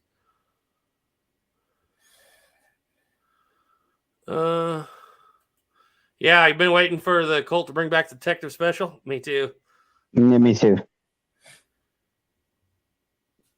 The snake guns are back. Yeah. Oh boy. Ethan said, oh boy, I can already see the argument is about to form over there. You're about to get a giant comment on the Victory model using the plus P ammunition. Just don't do it. Keyboard. You can hear the keyboard smacking from all the way over here. Yup.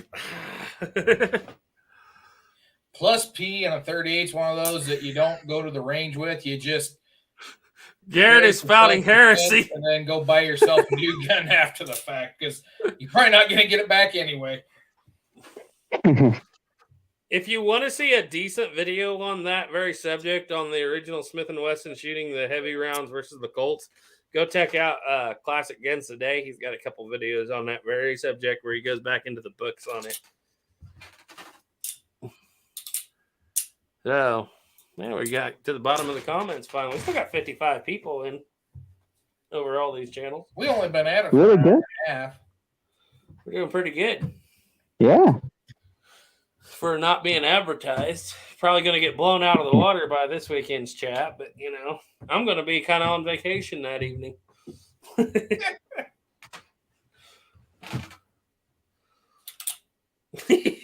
Ethan, you want me to send you a link so you can correct me? I will send you a link.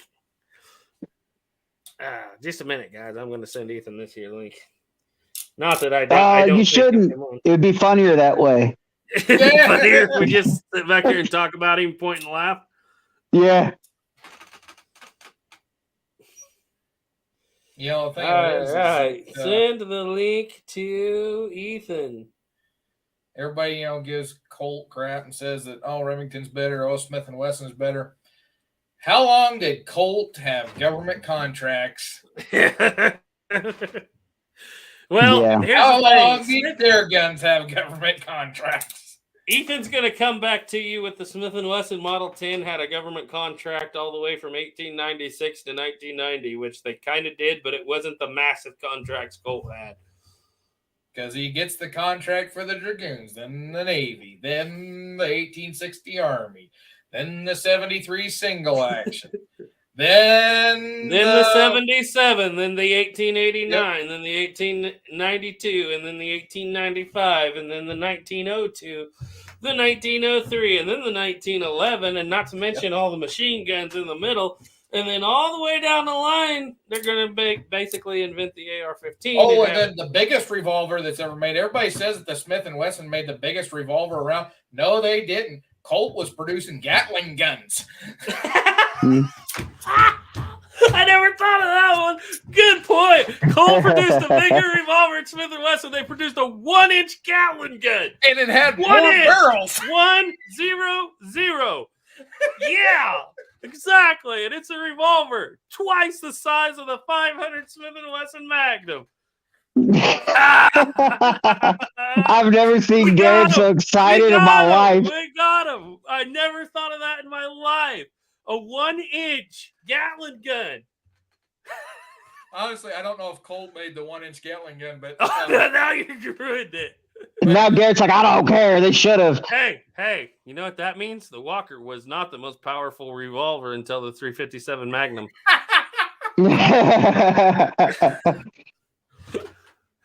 Oh, let's see here. I haven't seen Garrett this excited in a long, long time.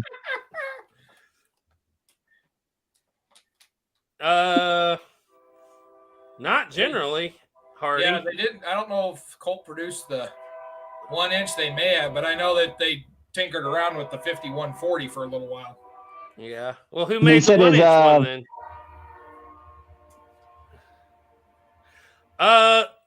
Snapper, where do you get a Dragoon shoulder stock?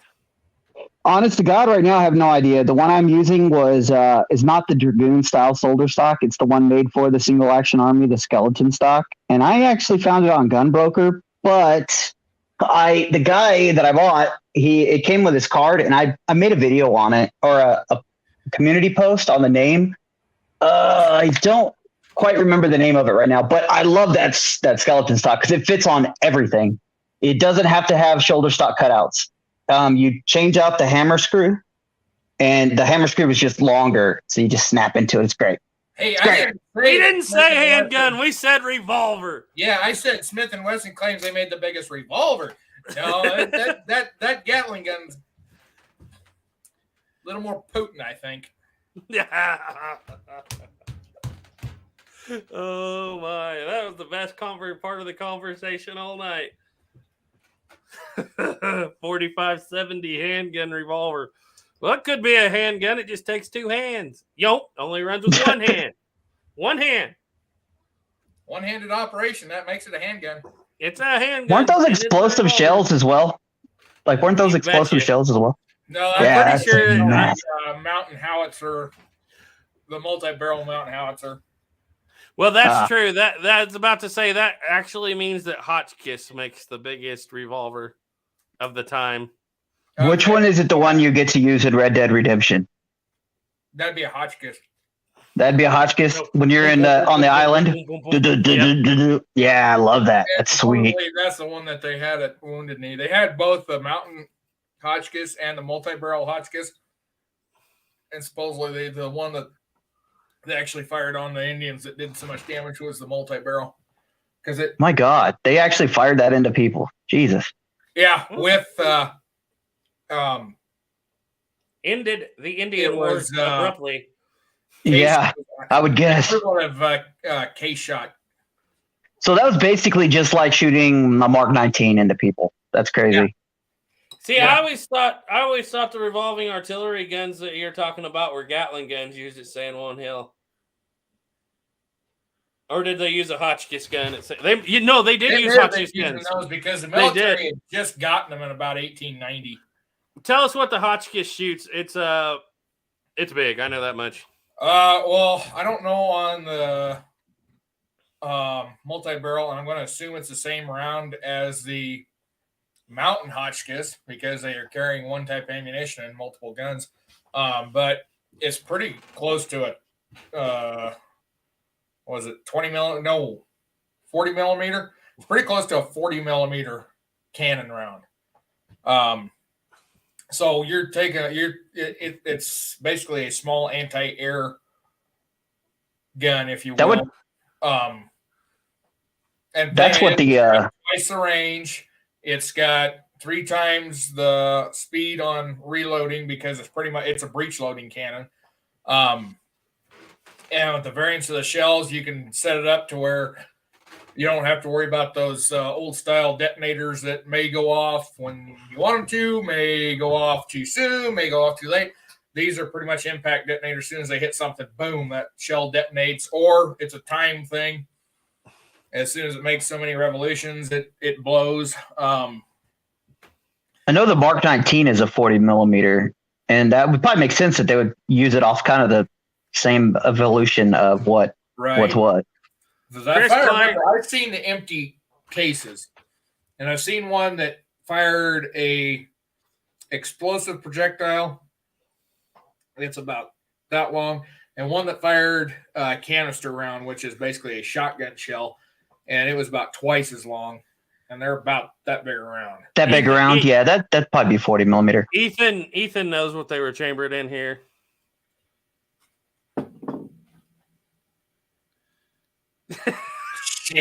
County Mountain campaign, yeah. It's big in the room. But as you know, Ethan, that campaign was not successful because the soldiers never watched their socks and were constantly inebriated from the alcohol that came flowing down the rocks. Oh God. So Chris Klein says that's it. Colt wins. All right, guys. Everybody that's on the chat right now who's on screen, including Snapper, who's not. Let's have a vote. Who's the best revolver of all time? Colt. I'll say I. I was like, you better hurry up, Duke. And I was sitting here trying to think. Somebody said that Alan says it was a 37 millimeter. Or Firearms Act said a 3-inch. Richard Allen says 37 millimeter. It's pretty close. I was close. I measured on a fired one, and I was measuring with inches, so I was doing it in my head. Hardy, all I got to say is let's see anybody carry a 500 Smith & Wesson every day. Seriously, I want to see it. No, I'm just kidding. 5 rotating. Oh, Black Powder Firearm Enthusiast is in. Very good to see you. 5 rotating. Hey. So she'll said Remington. Yeah, I kind of have a feeling to say that. Aye. Until you've owned an original one, you won't like it. You don't like the originals, huh, Snap? Not too much. I don't get me wrong. I think they're great. I love them because of their history. But if I had to fight with one, let's just say I would have mine apart, modifying the ever-living crap out of it if I was in combat to try to keep it from locking up or getting the cylinder pin stuck. I will give Remington credit. They had the same growing pains during the Civil War that Colt experienced in 1848 and that's true, yes. By 49, and that was knowing what materials to buy and getting your tooling set up to where you have a standard smooth operation. Colt had 12 years. Yeah, Colt had 12-year lead on them. So I got to say they did good for a baptism by fire.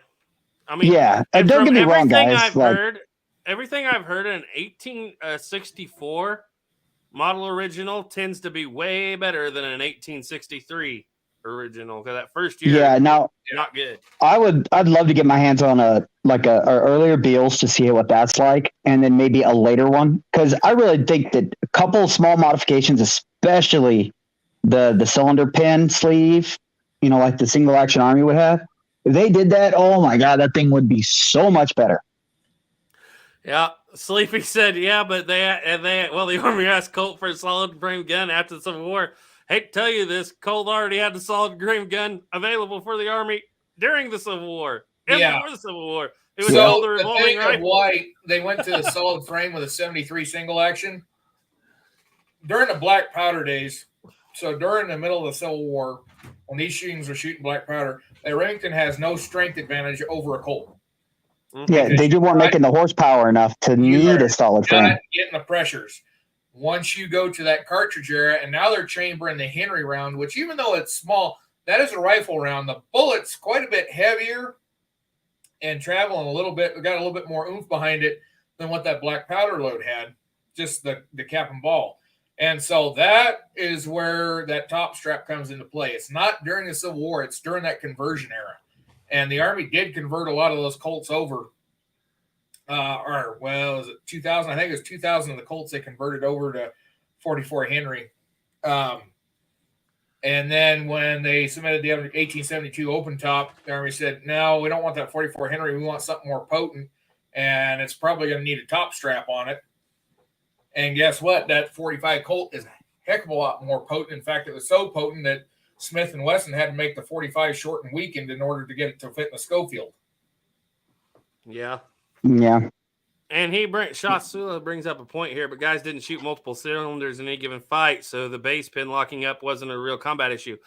The real issue you have with that is, although you're not shooting more cylinders than one in a fight, take if you're at Gettysburg day 1, 2, or even later than that, day 2, how many skirmishes have you been in and not had time to sit down and completely clean your revolver? So you're going to have to reload between. I've had with both mine have a problem of blowing the 2 side caps off when I fire. Like the gas would come back across the top strap, and actually blow the caps off. I've seen that 3 times on one, and it happened once on another. I'm just not a big fan of shooting my old Remingtons that much. I prefer shooting a Colt over it, but it has its problems. But don't get me wrong, it wasn't a horrible gun, and you can make it work if you had to. I prefer the workings of the Colt more, and to me, a Colt just feels more quality in a fight, and that's what I would prefer. And if you've ever done much gunsmithing, it's a lot easier to work on a Colt than it is Remington. That's my biggest with them. But like I said before, it's all speculation at this point because none of us have had to be in a 3-day. Yeah, none of us have ever been in a fight with any cap and ball gun ever. So that's just the whole thing on swapping the cylinder thing. Yeah, not much of a thing. And when it comes to reloading in the cavalry, you're not firing your 6 shots, swapping your cylinder right quick and firing. You fire your 6 shots, you turn your horse and you ride to the back of the group while the next guy behind you fires his 6, and you're reloading at that point. Yep. That is if you're using a revolver, but most of the time they're going to be using the carbines dismounted. So I'm curious how many times they would have fired. Like, if you had to reload, how many times do you think they would reload in a major battle? Once, twice? Not very many. Well, not very many. Like I was just saying, though, it also depends on the campaign and, like, if you're the distance and time between. Over a 2-day period, you may have to stop and clean the gun at some point. You may not have time to, honestly, for over a 2-day period. They was throwing a lot of them in a pot and cleaning them because you get Colts that come back with different numbers on different parts. Mm-hmm. Yeah. I'm getting my percussion caps wherever my friends find them. You got 300 sitting there in one of them trucks. Oh yeah. Brownells. I wish I could find Remingtons, but it's usually just CCIs. See, I walked into that is one hot load, City, and they had 1,500 caps on sale for half price. Oh wow! How much was that going for? So they could bring the new stuff out because the price had increased, and so I walked out with 1,500 caps. Yeah, I don't blame you, Hardy. Go to Midway USA, Hardy, if you're looking for them. Midway USA has always got a deal on cap and ball revolvers if they got them. Cabela's? Really? Yeah, he said Cabela's won't say somebody. Last time I was in Cabela's, they gave me a hard time about having to fill out paperwork for a cap and ball revolver. After that, I always just go. Yeah, I know they quit selling them online. You got to buy them in the store. Nah, it's dumb. Shot Shula, he has a Said, I wrote about riding horseback and reloading thing during the historic shooting of carbines of the Civil War. I can't find any evidence for it. The evidence I've not read, but if you want to go check out the 11th OVC, they seem to have some pretty good evidence on their channel alone. I don't remember exactly if they quote a source or not, but Poinsettias Looks very difficult. and they go through the thing, so they don't quote how much it happened, but it was expected of a trooper to be able to load that revolver, caps and all, at any gait that horse could travel at. Hey, didn't they on average like almost a mile before they got it loaded? Like 4 trips around the little circuit they were on. That's a lot. That would not be fun. Yeah. No primary evidence. Yes, I see what you're saying there. That would be interesting because, I haven't got a lot of my own sources on cavalry tactics during the Civil War. I got quite a few now for post-Civil War, Indian Wars. And, let's talk about that. Let's talk about, say, reloading on horseback in 1868. Now, think about that, dude. Where does that draw anything? What, reloading in 1868? Then you just... Well, okay. When I think about reloading on horseback, my first thought goes to the Texas Rangers with Pattersons, but they're just swapping cylinders. Yeah, they're swapping cylinders. That is documented that they did swap cylinders because each Ranger was issued 2 Pattersons, and several Rangers owned their own personal Pattersons prior to that because Texas I think most of the Pattersons that were produced wound up in Texas. So they're got those 2. They came with spare cylinders and all the loading accoutrements and stuff. And so they swapped cylinders. And so that's how they had be able to get off 20 shots a man. And then there's another one, 1839, Josiah Gregg says that him and his brother had a Patterson rifle and 2 pistols each. And between the 2 of them, he counted off the number of shots. And I was sitting there like trying to figure out how in the heck they had that much ammo loaded on them until I realized the rifle had a 9-shot cylinder and he had 18 rounds there. And then he had the 2 guns with 2 cylinders each. So there was 20 more rounds on each gun. So 40. So, because they said they had more firepower than anybody on the plains at the time. Mm-hmm. He said Shasula's about the gate. He's disagreeing with you, as he said that's in Poinsett, but not in Cook because it wasn't actually done. Then he said Cook's instructions said that to reload the horse must be standing still, 1864, whereas Poinsett was pre-war. So my question to that would be, if that was written in 1864, what did they not use Poinsett? I always understood they used Poinsett from the beginning to 64. Yeah. I mean, I don't know much about it. I'm going to step back from this because cavalry tactics in the Civil War I know zilch about. So, and I'm going to be honest, I'm not that great, but I know Poinset's is referenced quite a bit. Yeah. And so what did they? The first Sioux War with the dragoons, that's where you're going to see that reloading at the gate. Yeah. But it would make sense to have the horse standing still while you're trying to reload it. Oh, yeah. Yeah. As anybody who's ever shot off a horseback knows. The horse is moving, at least have him at a walk because you can kind of get things going at a walk. It is hard to do. Well, you can do it at a walk, and you could do it better at a full gallop than you could at trot. There comes a point when you're on horseback moving, that gallop becomes so smooth that as fast as you can go, of course, you're not watching anything around you. It's almost like a walk. But at a trot, man, it'd be tough to load anything, even a Schofield at a trot. Yeah. Well, heck, with that open top Schofield and trot, they're probably bouncing out as fast. Yeah, that's what I'm saying. They're bouncing out as fast as you try to put them in. Ethan said something. He said, I don't know about Civil War, but I just got a copy of the platoon exercise for dragoons in the Napoleonic War armed with pageant carbines, and it showed it was to be loaded on horseback. I knew he was getting into you that. had to be able to load on horseback. Hence the captive rammer. I know that's a thing with the Astons too, but I don't know. I honestly don't know about the Colts. I read the civilian stuff, and I read the Colt factory stuff. And the little bit of the war stuff I do read, I either get it from Duke or I get it from like biographies and stuff. I've never really studied the actual tactics myself, so I can't claim one way or the other. It's crazy that Dragoons under Harney in the late 1850s, he was really trying to make them a very elite fighting unit.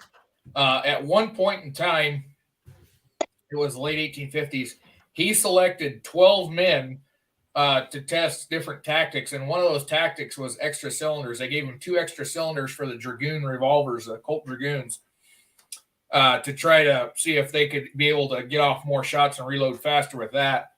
And I don't think it worked out very well, because that's the only time I've seen the military where the military actually issued extra cylinders to increase reloading speed. Yeah. I was thinking that being that the Civil War was so covered over so many years, so many people writing about it, you think that this information would be much more readily available? Yeah. You'd think. It's kind of like the using of capping tools. It's out there, but I haven't dove into it, I guess. But he said Poinsett was writing about non-combustible cartridges. This is true. So, yeah, if you look at the early Dragoon cartridges, they are pretty much like a musket cartridge. Yeah. You got the little paper part, and you got the ball in front. You tear it off, pour it in, tear the ball out, put that in. So it's loading from the flask, but your flask is a little paper thing, so it's a pre-measured charge. That's going to get difficult. Yeah. Yeah. That's going to be even more difficult at a trot. Yeah. Never met a gun I didn't like. Did a video on loading the Schofield at a trot. The horse did a little bit of a crow hop, and all the rounds ended up flying out of the gun. Yeah, I've done some of this. I could loosely call it reenacting. Duke's seen some of it. It's not what he would consider reenacting, but I've attempted to reload a single action army and a 72 open top actually in the middle of a 100-head longhorn stampede at full gallop. I got 2 in, and that was it. In the space I had, I was able to fire all 6 and reload 2, and I didn't even get a chance to shoot those. So I was about to be able to yell at Ethan saying, "Look, see, Colt's even better. Your rounds won't pop out while you're riding." But I honestly that's definitely not a thing then. If I was on Old Sam, a certain horse that I like to ride for that deal, who's not very gun shy, and I was moving at a full flat out gallop, I could load a Schofield no issue, because his gallop is smooth, his walk is smooth, his trot, no way. Cartridges will be going everywhere. But I've ridden a horse too that you could be at a trot and take a nap on because she was smooth at a trot. Yeah, it depends on the horse. Some horses split you in and two. Then I had one that you was at a trot, you stood up in the stirrups because otherwise your butt would be so red and sore by the time you got where you was going. Now I have a question for you guys. Did that just to be ornery. I know you guys spent a lot of time on horseback. I haven't.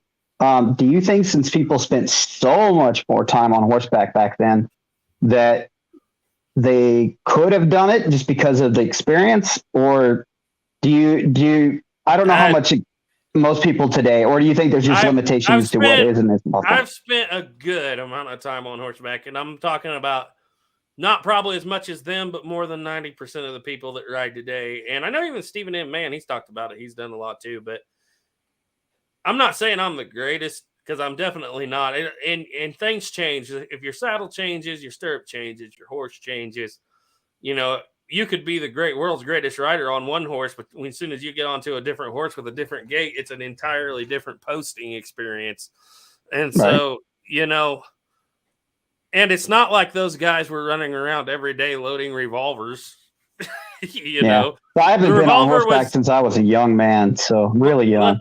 Let's face it, most of the guys that were fighting in the Civil War, the revolver came out when they were like 10. You know, the ones that everybody's thinking about, the 51 Navy. So, you know, it's like they maybe in their teen years. I don't know. Yeah, a lot of people might have never even seen one in person other than heard about it. Well, I mean, they knew about the Patterson, I'm sure. But by the time the Walkers, you know, you're not going to see them till the Dragoons. And then even the average person isn't going to see them till 53, 54. Right. You know, when the 51 Navy really gets to taking off. Probably most of those kids only saw them in a store shop front or the local hardware store too, But without ever touching one. Yeah, recoil shield, Ethan. I noticed that Schlack, how do you say that guy's name? He just said that in the comments too, that the federal cavalry weren't horsemen. A cavalryman that got drafted in right at the first of the war or joined at the first of the war, he's not going to be able to, reload on horseback. He's not going to be a very effective fighting man at the beginning. By the time he musters out, say 1864, 1865, he's going to be able to do a lot of that stuff. The thing of it is, most of those guys aren't going to stay in the Army because the Army starts to downsize. And this is a thing that's probably even contributes to Custer, that incident too, up there at the Little Bighorn. 5-year enlistment expires. Well, then you got all fresh recruits. They're not going to be the same as your veterans that have been in there and learned all that and had 5 years to learn it. Yep. Yeah. And the Army did not spend a lot of time at that time either on firing the guns. It was knowing how to work the mechanism. And so, there was lots of things wrong with the Army at that time. Yep. Sleepy Leap brings out a good point here. He said, think about how much hard-won knowledge is lost between wars even today. Little things about tactics, how to wear and run your gear, how to modify this or that in the field. Go ahead, Snapper. I know you got more experience. Oh, God. That is unbelievably true. I couldn't think of a truer subject in life. That is 100%. Just between two deployment differences and just swap out of a company, the amount of information that could be lost between people going in and out, it can completely change everything. What's funny is I've worked for the Park Service, which it used to be part of the military, and then to an extent still functions like the military. I thought you were going to say that's akin to going to war. No, not what I was going to say is that it's amazing the knowledge that goes away. You get a new administration in, a new boss. So, like you get a new captain or a new sergeant equivalent. And all of a sudden, the whole world changes. You want to do this idea. And the people that have been there, your veterans say, no, this is what works. And they're like, no, we're going to do it this way. It's like, no, we've been through this a time or two before. It doesn't work. It works this way. And they'll do it their way. And it's all screwed up. Yeah. For a couple of years until they finally, let's do it this. That's the way we told you it needed to be done. And then they decide, I'm going to go somewhere else. And you get the new ones in. Yep. Shit starts all It starts right all over again. Yep. That's exactly. What's funny is I've seen this countless times. Heck, this was even with me. Is you'll find people who will be in the military and they'll go really fast up the rank. And then the second they change companies, they can't get anything because it's always like a, Oh,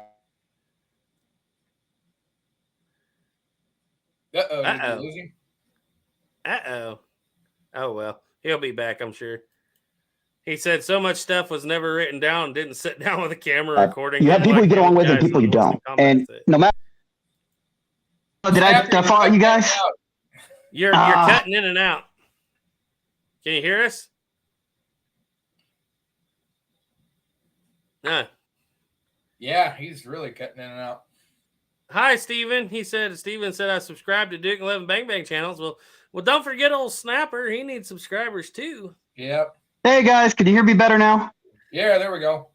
I switched off my my internet service, went to my phones. Yep. And Steven. But yeah, there's a boyhood system and like friends, buddy system, and depending on if you work or don't, it depends on how high you go in the military. Sometimes that's all I was getting at before. Yeah. Bye, Turkey Creek. He said adios. Joshua Harris. Night. One there. Yeah, here. Because at the Fetterman fight, you've got that transition. The guys that were out in that Powder River country, they experienced ones like the 11th Ohio, 11th Kansas Cav, 6th or 7th Iowa, 7th Kansas Cav. So many different state ones. I can't remember them all.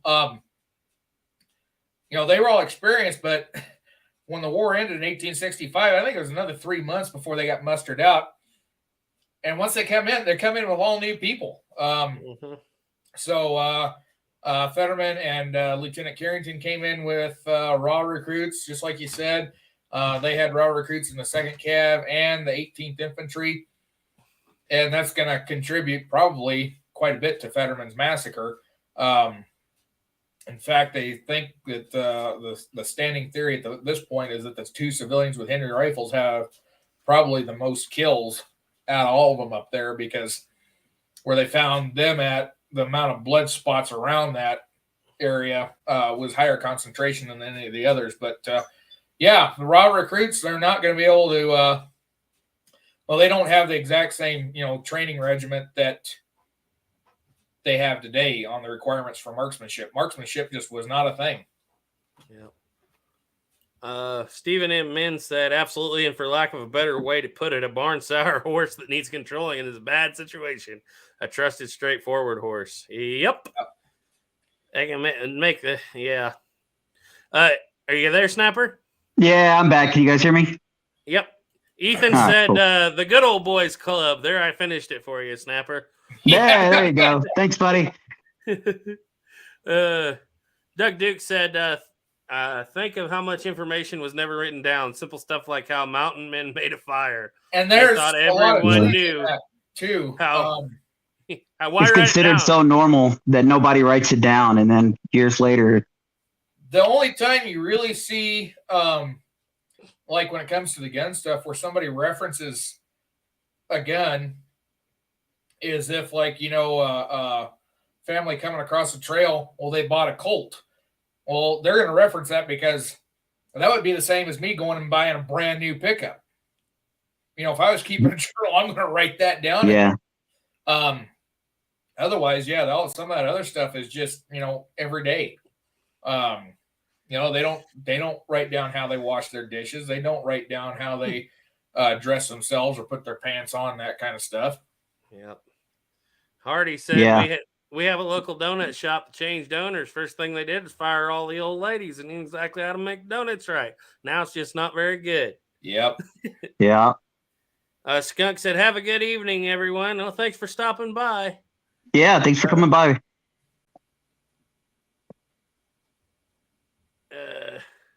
You got 4 notifications for the live stream.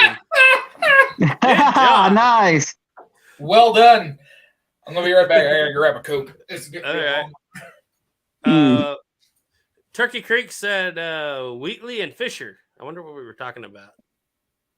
If you're still there, you might expound on that, TC. Yeah,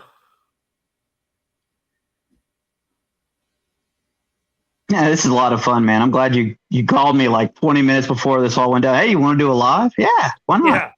11th OVC minutes. I got like 10. Schlock School said the 11th OVC has a video where they brought in a Civil War expert who attributed the early success of Southern cavalry to riding experience while people in the industrial North didn't ride. Yeah, you'll see that we think about back then people riding horses everywhere. What you don't realize is even a lot of farmers, especially back in the East, their horses are big horses that are designed for plowing or pulling a wagon or a buggy. Yep. And yeah, a lot of times, especially back then, it would be akin to riding a motorcycle necessarily. Today it's like if you're going to town, you absolutely need to have a buggy because you gotta be able to bring this stuff back more than you can carry on horseback. Now, maybe you're saddling up just to ride over to a neighbor or whatnot, but if you're an Eastern farmer with a family, you're not going to ride that as much as you're going to be hitching that horses up. Or we're I never thought of that. Walking. That makes a lot of sense. I never really thought of that, but yeah, that makes a lot of sense. They got all the good cavalry officers. Yep, all of them. Yeah. Oh yeah, Turkey Creek said those were the 2 civilians with the Henry rifles. Yeah, that's what we were talking about. Yeah, and they when Fetterman went out there, they asked to go along because they wanted to see how those Henrys worked, basically in a fight. And I think they proved pretty well that they worked very well. Not enough to save them from dying, but supposedly they killed more on the field than the rest of the troops. Because they There's one account I read where they said there was a ring of blood spots around where they were at and a whole pile of Henry shells. Yep. Wow. Yeah. No, I Carrie, missed this. I must have left out. But what fight was this? Fetterman. The Fetterman. Oh, okay. Okay. Yeah, that's the thing about an Eastern farm. I was just sitting here thinking about it right now because, of course, I knew that already, but just sitting here thinking about it, I really can't. Riding a horse on an Eastern farm mid-19th century, of course, you're going to do it to get from one place to the next, but as far as everyday work goes, there's really not a whole lot of reason to saddle up a horse, and unless you're, like I said, you're going to be moving stuff, and you're always going to have a buggy or wagon hooked up. A lot more of that going on.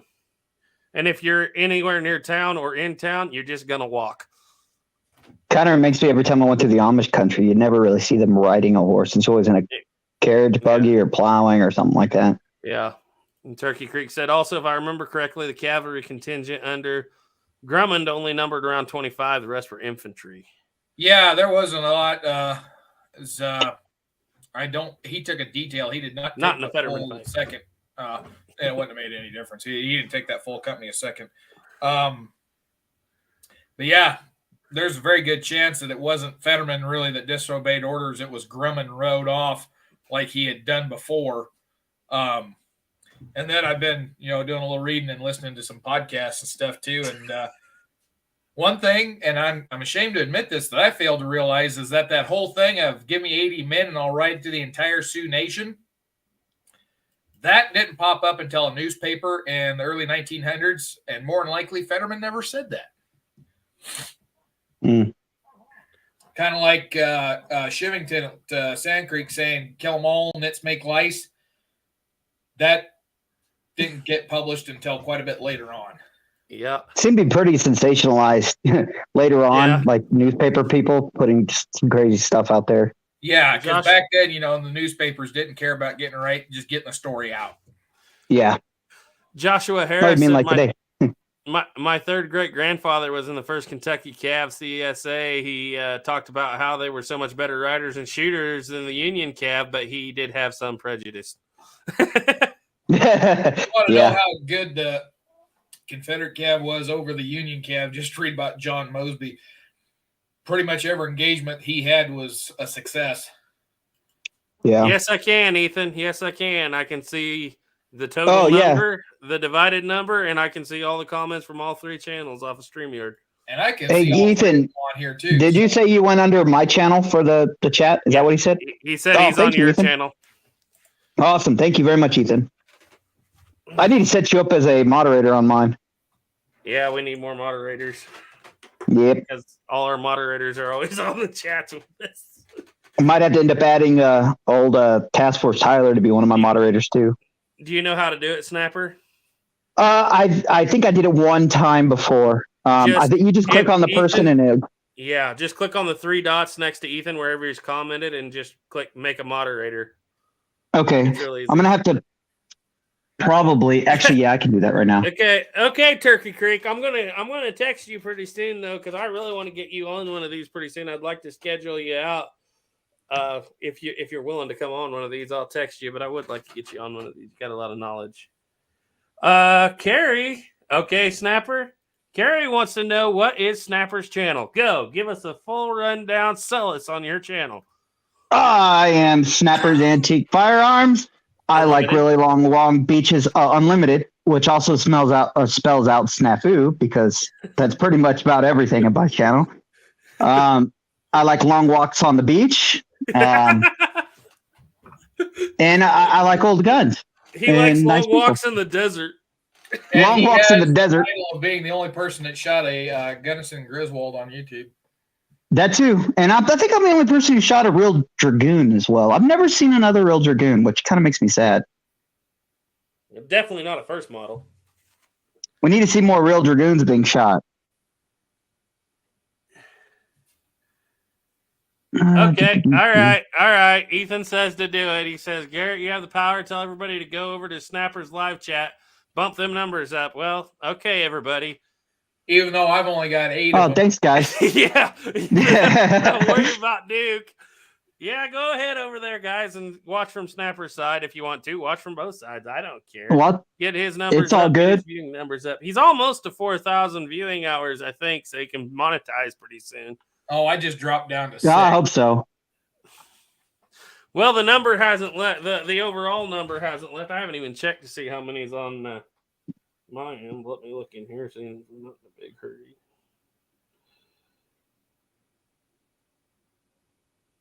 Yep, I've dropped down to 28, so they must be heading over there, Snapper. How many you got, Snap? At the moment, it looks like 7. I don't know yet. We'll see. I'll tell you. Well, you're not Task doing any Force worse said- than I am. Task Force said I have been called here.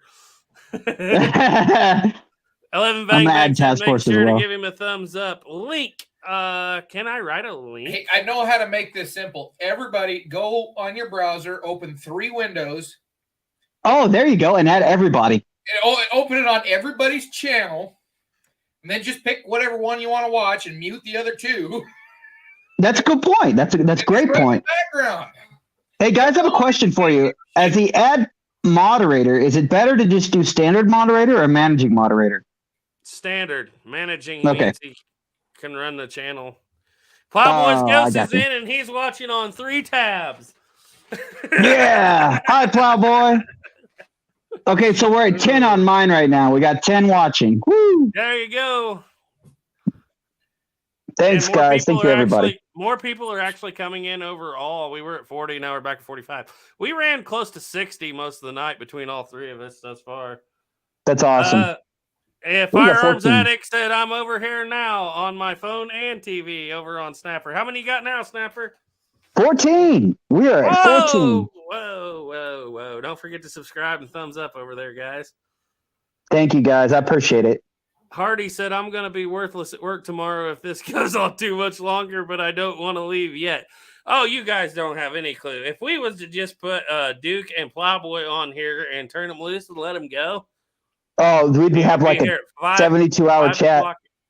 6 hours was their record, I think. Yeah, I ran 6 hours one night, but I think between you and me, that first one we did on the Indian Wars was 4. 4. I don't know how you do 6. No more. Plowboy said he's got quite an echo trip with all 3 tabs. Nice. Oh, man. I appreciate it, guys, everybody. And the only thing, though, too, is at the same time, I'm like, oh, well, you should watch on theirs because they at least get paid for views. At the moment, some not monetized. No, I'd rather see it you're go to not getting them, paid but- for anything on this because I didn't monetize any of this. You guys can monetize them okay. afterwards if you want, but I don't ever monetize chats because I don't. People got to stay with us long enough to listen to us ramble to begin with. I feel sorry for them. I don't want them to have to sit through ads too. Yeah, I understand that completely. It depends on the chat on whether I'd monetize it or not. And if it's a chat where I'm actually putting a lot of Yeah. effort into it, I'll monetize it. But if it's just a random chat, Yeah. I don't monetize them. Okay, cool. And if I do monetize them, I monetize them a week after the fact. Well, we got people coming in. We just had 3 more people show up. Yeah, it's been fun. It's a lot of fun. So, yeah. Snapper, I'm looking at this picture. You know, I never pay attention to your picture because it's not up here all the time. So No worries. I don't either. I see an 1860 Army in there, and I know you. That Did you update your picture since you got that? no. That was my very first gun I ever bought. It's a Pieta. Oh, really? I didn't even Yeah. know you had the replica 60 Army. Yep, my very first cap and ball gun I ever bought was an 1860 Army. It's brass frame. It was an engraved gun too, and yeah, I sold it not long after that picture was taken. I kind of miss it just because it was my first gun. Looks like you nickel plated it. No, it was just standard. It's just a picture. I added that weird, like old school Okay. tint to it, and it gives it that look.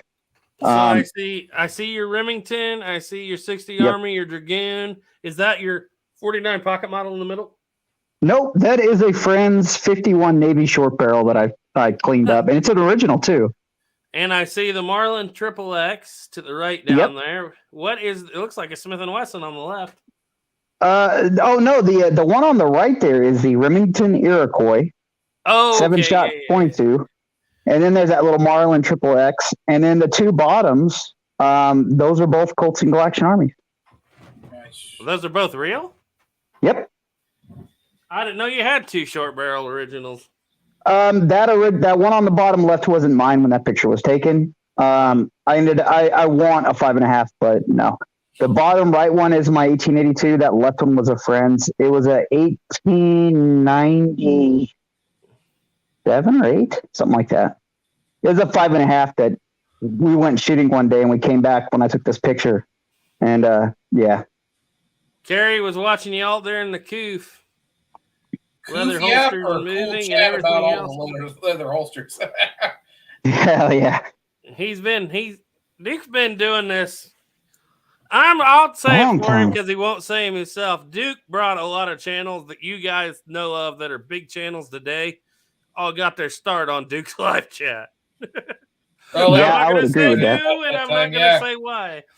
But he's been around a long time. Because me, Santee over at Arizona Ghost Riders, Dustin, we all kind of really got going and getting our subscribers going and getting our channels going about the same time, which is about 2015, 2016 in there.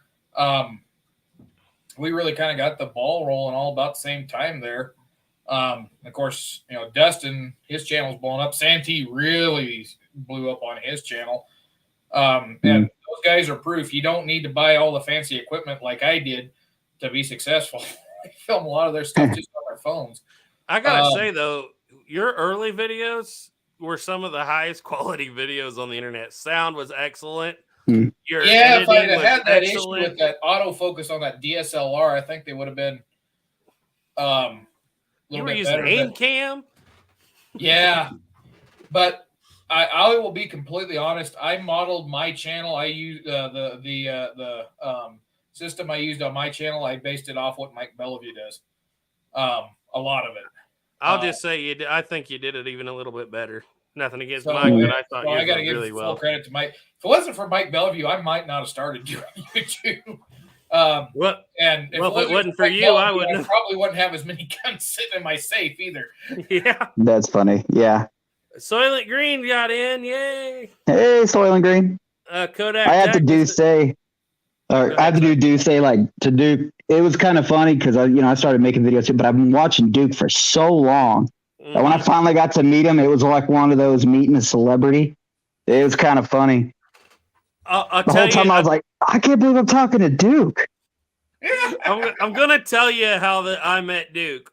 I watched his chats for a long time, and I'd comment, and sometimes he would read them. And then I bought a holster. And the first time I bought a holster, it was actually a Schofield holster. He kind of paid attention. And then one night I was telling Caleb, I was like, man, I'd like to get to know this guy because we just barely started our channel, and talk to him. And so just randomly out of the blue, we're watching his live chat, and Caleb's like, here, $50 live chat. Then we had his attention. $50 super chat. The thing that caught my attention is it's because a lot of the smaller channels and stuff, to be honest with you, gun channels on YouTube, I've gotten tired of watching the same content I make. So I quit watching a lot of that stuff. Understandable. Yeah, it's like I've gotten to where I don't watch Mike Bellevue very much unless he's got something cool on there. I still get the notifications on his channel. But I haven't watched his stuff as much unless he's got, something real new or cool on there. I don't watch Hickok 45 hardly anymore. It's just that I got tired of watching what I was doing. And anyway, so yeah, it's like these smaller channels. I go over and I look at them, see kind of what was going on. It's like, okay, yeah, it was like there was the first Minnesota sharpshooters. They were on my chat a long time ago. I watched them. They had some good stuff. But I sit there and 11 Bang Bang kept popping up. I thought, hey, I'll go over and take a look. They got a few subscribers.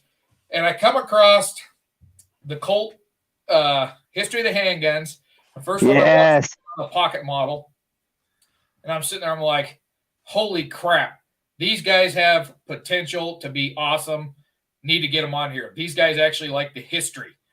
And so I invited him on a chat. Oh, he invited me. And he actually, I can't remember exactly how he did it. He asked for an email or something on our comment section, and he emailed me. And I just remember coming home from work that day to my wife. I was like, yeah, Duke Frazier asked me to come on his chat. Yeah. And the first How time long it was ago- all three of us crowded into a little phone trying to watch on TV. It was great.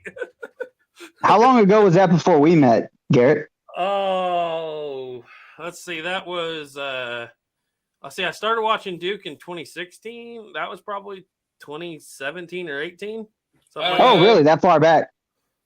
Maybe it's I 19. think when I had you guys on, it was like 2019. Yeah, 19 probably. Yeah. Hmm. Yeah, because no, it might have been 20. Because that was about a year after that is when you guys come up there to Wyoming. Yeah, it might have been late. It was in the early winter, so it might have been late 19. Okay, Yeah. okay. Yeah. But anyway, yeah. I thought it was quite funny. I kept running into you guys on random places of the internet. I had never ran into somebody all the time in the randomest places in the internet as you guys. And getting to know you guys from the I don't know, I found your guys' history of the handguns occult as well. And just talking and talking, and then kept running to you guys in random comments all over the weirdest places in the internet. Yeah. I'll tell you where history of the handguns occult started. First of all, it was Duke. Well, it might not have been first of all. At one point, he did a book review where he said, get these books. And I was into firearms anyway, and I had a Colt cap and ball revolvers. I always loved Colt history. You guys wouldn't believe this. As a kid, I slept with a 2-foot by 3-foot mirror with a picture of Colt and a first model Dragoon over my bed. This is a really fancy mirror my uncle bought for my dad. So I knew all about Colt and everything. Well, I'm not all about, of course, but and then Duke starts suggesting these books about Colt, which I'd read autobiographies, and he suggested me the Haven and Belden book in his video. I was like, okay, this is good. But I didn't really get into Colts until I was watching a live chat Duke did called If You Don't Know Your History, You're Bound to Repeat It. And he had Michael Sines, Jeremy Gunslinger, and Plowboy. That might have been the 6-hour one. And at one point, he brought up the fact I was in the tractor like on hour 4, like deep into this live chat. And they're not really talking about Colt that much, but Duke brings up the Walkers. And he just goes off on this in-depth history of the Walkers and why the Walkers probably didn't all break down in combat fatigue or whatever, how most of them wound up in Texas Rangers. Then he went on this talk about Texas Rangers and Mexico City with Walkers. And I was like, okay, I got to get into those books. And that's really where the history of the handguns of Colt started. And it really grew our channel. So yeah, it really all goes back to Duke. A lot of it does. But See, this is all your fault, Duke. You're a kid with that history of the handguns of Colt. I had wanted to do that for a long time. The only thing was I wanted to actually fly back east. You know, I'd love to do because that. I had a friend that she was the park, the national park where the Patterson factory is actually at. Yeah, it was a funny story on that. She wouldn't tell me what park she was at for a long time. She just said she was back in New Jersey, and I said, well, what park are you at? And she's like, oh, it's one about Industrial Revolution. I said, are you at Patterson? Like, how'd you know that? I said, because that's where Colt started it all. She's like, yeah, this is the Colt factory. The old gun mill. So That would be anyway, so I found out cool. that's where I decided I was going because I was going to fly back there. And then she's also from Connecticut too, not too far from Hartford. So I was going to go back there, film Patterson, then run up to her family up there and film up at Coltville because that had just become part of the Park Service, which I don't think it's open yet, but it is part of the Park Service. And I couldn't get the funding together to do it because I budgeted, I figured it'd take $10,000 to do it. I tried doing fundraising and stuff, and I just couldn't get it to work. And I finally, one of these days, I'm going to get it done. And then I go over to Garrett's channel. I'm like, he did everything I wanted to do in the middle of nowhere, Kansas. Well, Yeah. I didn't know you were going to do it. Yeah. I literally just, let me tell you how this goes. And I'm not going to go to a long story about this, but we made videos that were 5 minutes long when we started. And I had been reading on Colts for a year and a half, 2 years at this point, ever since you'd released that video. And Ethan and Caleb didn't know what they were getting into because Caleb kept saying, I didn't make videos at the time. I'd made one video and it was kind of a flop. Ethan made like 80 videos there at the beginning. I didn't make any. And Caleb goes, I want you to make a video. I said, well, it's got to be something I'm interested in. He said, all right, you pick any cap and ball history revolver you want. He thought I was going to do Remington's. He said, and I'll buy it for you. You make the video. I told him, are you sure? Yeah. I said, I want a Colt Patterson. And he looked at that deal and he had to stop and think about that thing for a minute because at the time they were $800. He said, okay. He said, you don't want to do anything else? I said, no, I'm not doing anything. If I do anything, it's going to be Colt Patterson because I want to start at the beginning. So we go out to the table and we start filming, and it's Sunday morning. And Ethan's like, all right, we have about 30 minutes of camera here. He said, let's make 2 videos. Garrett, you make yours first. So he turns me loose and I just start going. And I look over at them after a while and they're pointing at their wrists going like this. And I'm like, what's going on? They said, you've already talked for 30 minutes. I said, well, in that case, let's go empty the camera and go again. And we did. And I think I made a 45-minute video that's unwatchable to this day because it's so stumbled around on. But no, it's not that bad. And it was like, and the guys were like, you talked for 30 minutes in one video. And I was like, felt pretty good too. I liked it. But anyway, here's something interesting. Plowboy said, sub to Duke to help push him over 1,000 subs when I had like 20. Yeah, and I got started with talking with Plowboy over that video where I had that chain fire. And I wound up taking the video down because, the history portion of it actually wasn't. It was supposed to be on how to historically load, and I was going to see if it would jam up because you're not supposed to use lube and all that. And I had that chain fire, and then the whole focus went to the chain fire, and that video just blew up. And I was like, it got battery, so I wound up. It's still up there, but it's unlisted. But yeah, Plowboy made a response to that. He went out and shot his without lube and didn't have a cap jam, and that's how him and I kind of got started talking on there. But yeah, I've made a lot of good friends on this thing, and yeah, I'd have to agree with that. There's some really good people out there in the YouTube community. In the chat that I've made, friends with them. In fact, one of them, I just traded my sharps and for that Henry for old Sabater, and boy, that guy, he knows his stuff too. Yeah. He commented on my video about just this morning about them using the 72 open top and then going to the 73 because they wanted 45 Colt to be more powerful. He commented in there, like, yep, made him make an entire new gun, soup that thing up to 45 Colt so they could load it right back down to 44 Henry.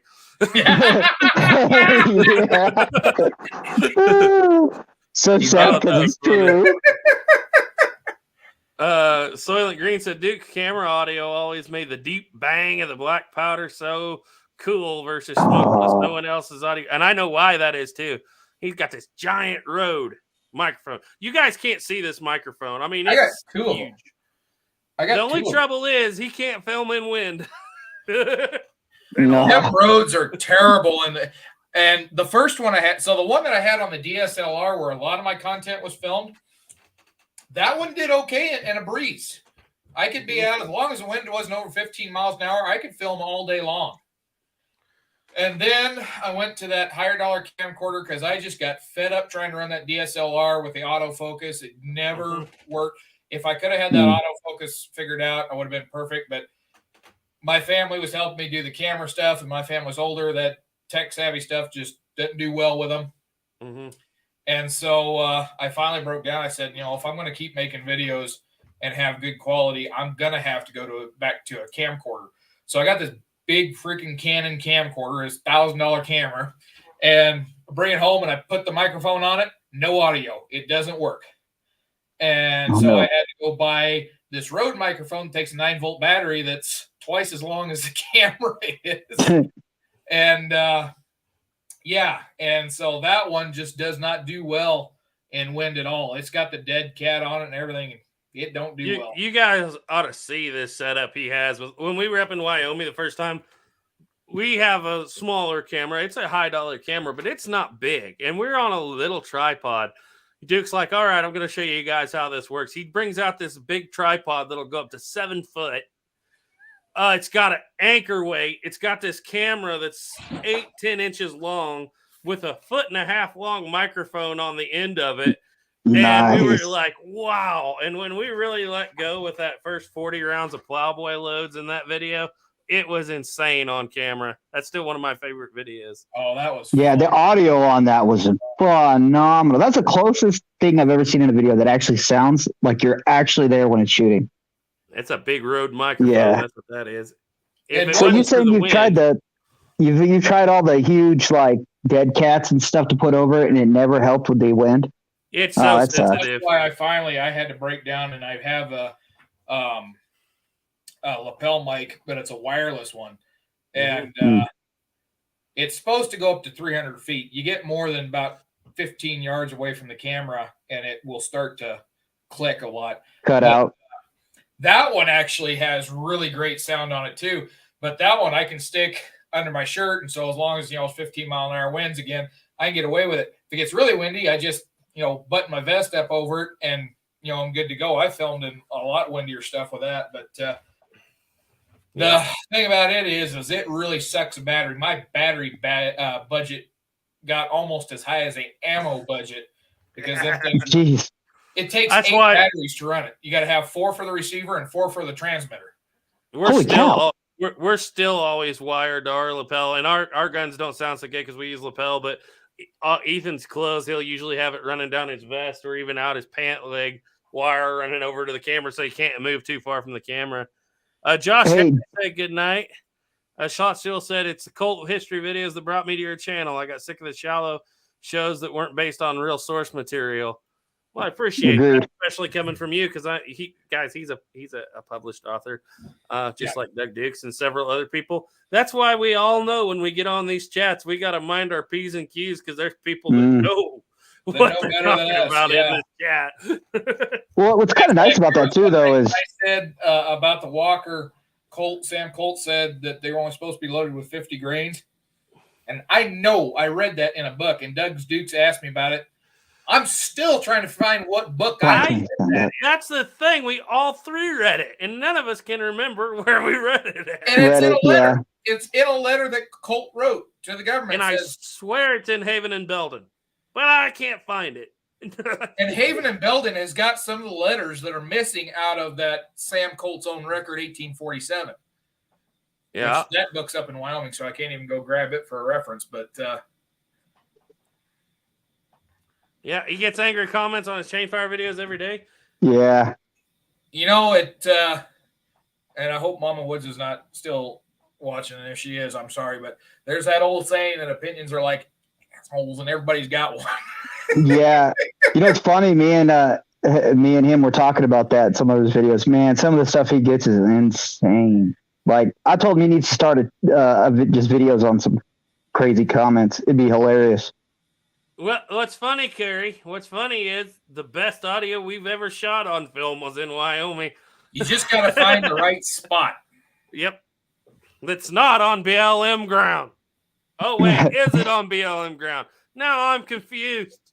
It wasn't on BLM. The other side of the road was off BLM. Remember, Garrett, if you're committing a crime, you can't say it on audio or video. I heard this about fourth hand. So I don't know how many people it's got around, but, small community up there. I heard that the person that manages that track knew somebody was up there shooting and was going to come see what they was doing, and heard that volley of 40 rounds of Plowboy go off and decided that he was going to go back to the bar. He'd rather have a drink. Shot. Oh, firearms addict. Yeah. Yeah. Everything black powder. What are they mad about? Just that you had a chain fire, or you can make it. I know what they're mad about. His chain fires came from the front and not the back. They come from both. They come from everywhere. Yeah. I've only had it in Remington, so I've never actually had it happen in a Colt. Because I was watching, there's a video, it's just a quick, just a junk video that was going around of a woman shooting a third model Dragoon. And you can tell on that cap jam, or on that, not cap jam, on that chain fire, it comes from the front because you see a little bit of a flash right there in front. So I think what happened is they had powder sitting on top of the ball. You see a little flash and boom, then it goes off. Because it's not an instantaneous. Usually if it's an instantaneous, goes off about the same time, that's one from the back. If it hangs a second then fires, it's from the front. Yeah, Soylent or Slotchula says that letter is in Roundball to Rimfire. I haven't read that book, but I've definitely read Haven and Belden, and I've definitely read that letter. It No, I might think I- also I've definitely be. read that letter too, and I cannot It find might where I've read also it. be in the book Samuel Colt's own account, 1847. Yeah, I think that's where I read it at. I think that might be where I read it. Yeah, and I don't have that Yeah. one anymore. That was a library book. So, But I think I've got that Roundball to Rimfire around here somewhere too. yeah, Soylent Green said if you search a lot of reproduction black powder guns, Duke is near the top in search. Always. He has some of the highest viewed cap and ball videos out there. And I don't know why, but he doesn't get the credit for it. I mean, I'm pretty sure that his Walker videos smoke everybody else's Walker videos that are out there. I don't know if I think Mike Bellevue's got more views on his. Could find out right quick. Gina Woods is here. She said, I'm still listening. And then she said, Duke, you're a mess. I didn't say it real loud. It's in the Bible. You're digging yourself a hole. Sleepy Leap. I will tell you this right now. Raise my right hand, not my left hand. I have never had a cap jam in an original Colt. Out of the 7 of them I've ran pretty consistently, not one. I've had other issues with them. But I've never had an original one cap jam on me. And I think it's really the hammer spring, but it might just be me. I think you're right, though. The hammer spring is the big deal because any original I shoot with a lighter hammer spring, I get cap jams. But it's very rare if I have the original spring in the gun or a equivalent heavy spring in the gun to have a cap jam. Pieta, right out of the box, I'll have more cap jams than fires on a Colt replica. Oh, for some reason, there it is. Yeah, no, Mike Bellevue's Walker videos got more views than mine does. So, okay, and just over 100 and just at 114,000. Original Colt nipples are much better too. I never had a chain fire. I have had my Sten fire out of battery. That's a rude awakening. Woo! I've never held it by the magazine. That's a bad idea. Good to know. Plowboy said, I've only had one chain fire. 36 cal round ball smacked the wedge of my Pieta Griswold. Didn't hurt a thing. Yeah, because the wedge is harder than lead.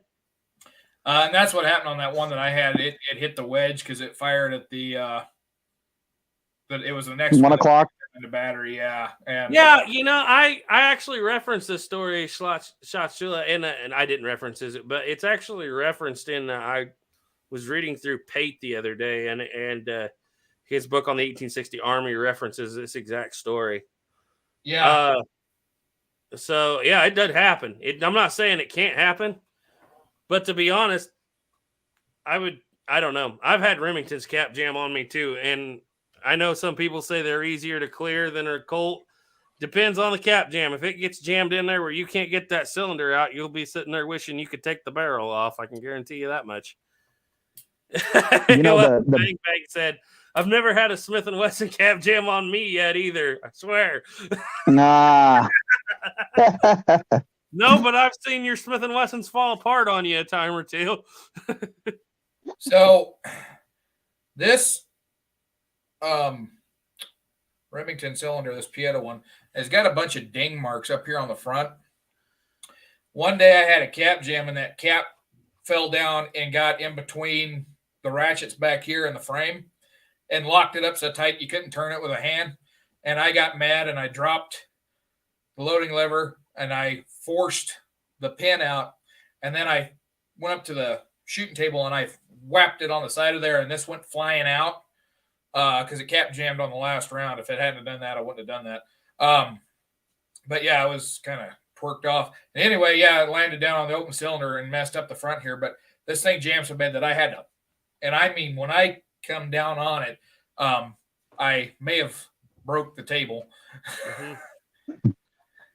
I've only had it happen once on a Remington that bad. 90% of the time they don't cap jam or they clear easily. But the one time I had it, I just took it apart. Yeah, the one time I had it on the, it was a double because I was using that Buffalo Remington, a Bison Remington, and not only was the cylinder jammed in it, the pin was jammed in it. And I sent that same pin to Snapper. And what was the pin? How did that come to you, Snapper, when I sent it to you? Oh, in 2 pieces. Yeah, The because head I was off. literally broke the pin trying to get You it know out. what's funny is every single one of my original Remingtons also had the pin separated the head, just like that. Yeah. But you know what's funny though? My 49 pocket model, the first time I ever took it apart, I'm not going to lie to you, there were 8 caps in the mechanism inside the gun, and it still worked. Yep. It was completely full of caps. It was just completely full of caps. Let's see. You birdies are notoriously oversprung. All their guns are. Yeah, absolutely. They don't hold caps for nothing. The 49 pocket that I got, I mean, it's not cap jamming because it's raking the caps off. It's cap jamming because the caps just push the hammer back when the gun goes off, and it just blows them right down the action. Well, that poor little 49 pocket I had, the holes were so big in the nipples from erosion of years of shooting that it would actually blow that gun into half cock when you'd shoot it. Yeah. It was that bad. It was that bad. Was it Mark Hubbs? I think he doubled down on his springs and he got some better results. But somebody told me the slick shots make all the difference. I still got that set of slick shots sitting over here in black powder box. I need to go out and test it, but I haven't shot it. I got so fed up with that little 49 pocket. The only reason I've kept it is to make holsters. You know what? After putting the new dimples in my 49 pocket, I never had any issues from it. It's been a really good shooter since. Yeah. Sleepy Leap said, "Thank you guys. Haven't had a good laugh in a while, and it's been rough." Well, I'm sorry to hear that, but I'm glad you at least got a chuckle tonight. Yeah. That's what I was saying. There's something about these chats where it's just us three that we already read off each other, and we've been doing this for, I bet we've logged 1,000 hours of conversation. Yeah. And if anybody gets to know me personally, a lot of people say I'm a big goofball. It's like I'm serious in front of the camera, but everybody says I'm just a goofball behind it. Oh. Schlotschul said, "Slick shots changed my Colt world completely. My 51 was almost unshootable for all the cap jams. Slick shots made a huge difference." I've heard that. Yeah. I've been lucky. I said Pieta earlier. I have one Pieta revolver, my brass frame revolver, that maybe would cap jam once out of every 50. And it's the one I turned into the Griswold and Gunnison. But that's the reason I shot that one to death. But then the second Pieta I got, well, first of all, it went out of time real quick for some reason because the bolt wore the cam down. But it just would cap jam left and right. I don't know what the deal was with it. And the last U-birdie I got, that 1862, I have not got a shot off once without a cap jamming yet.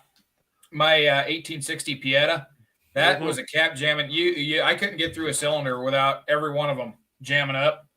And I put slick shots in it, all the difference. It made all the difference.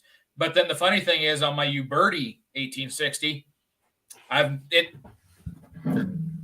does not have slick shots in it. I did polish the hammer face up and I slicked it up real smooth. I've had 1 or 2 cap jams. I think it's the spring pressure. I think it just the particular gun has. And this one does have a little stouter spring to it too. But my Walker, the first one I bought, that spring in there is super strong. In fact, I can't really cock it with my left hand because I got carpal tunnel in there, and it will set that off when I try to cock it. That thing will chew through a cap. It will jam, or it will smash a cap so flat when it jams and falls down in there that it doesn't stop it. It just chews them and goes through. The second Walker I bought, the spring is like, I don't know, maybe a third as strong as the first one. That thing, if it gets down in the action, you got to get in there and pull it out. I don't know, Soylent. I don't know if Euroarms has the same. Snapper might know if Euroarms has the same. I don't know. They might make one for Euroarms. Banana peel caps. Yeah. They might. Sorry. I don't know.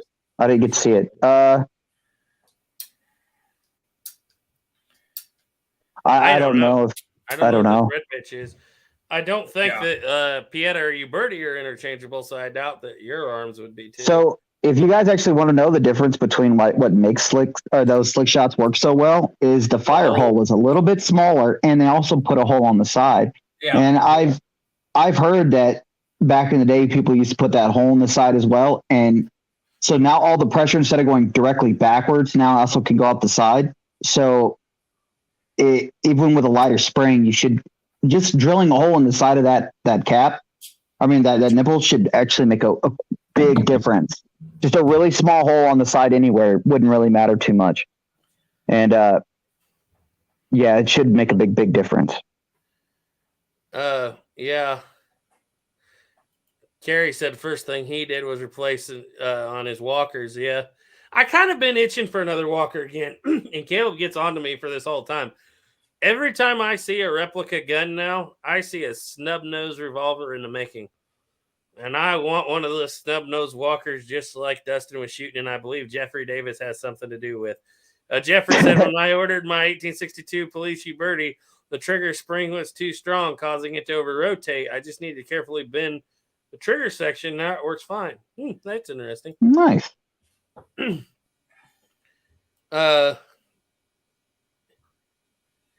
you use a punch on a nipple to close the hole at the base and have it still set off the charge? As long as the thing about it is I don't know the size of the hole it's going to be perfect.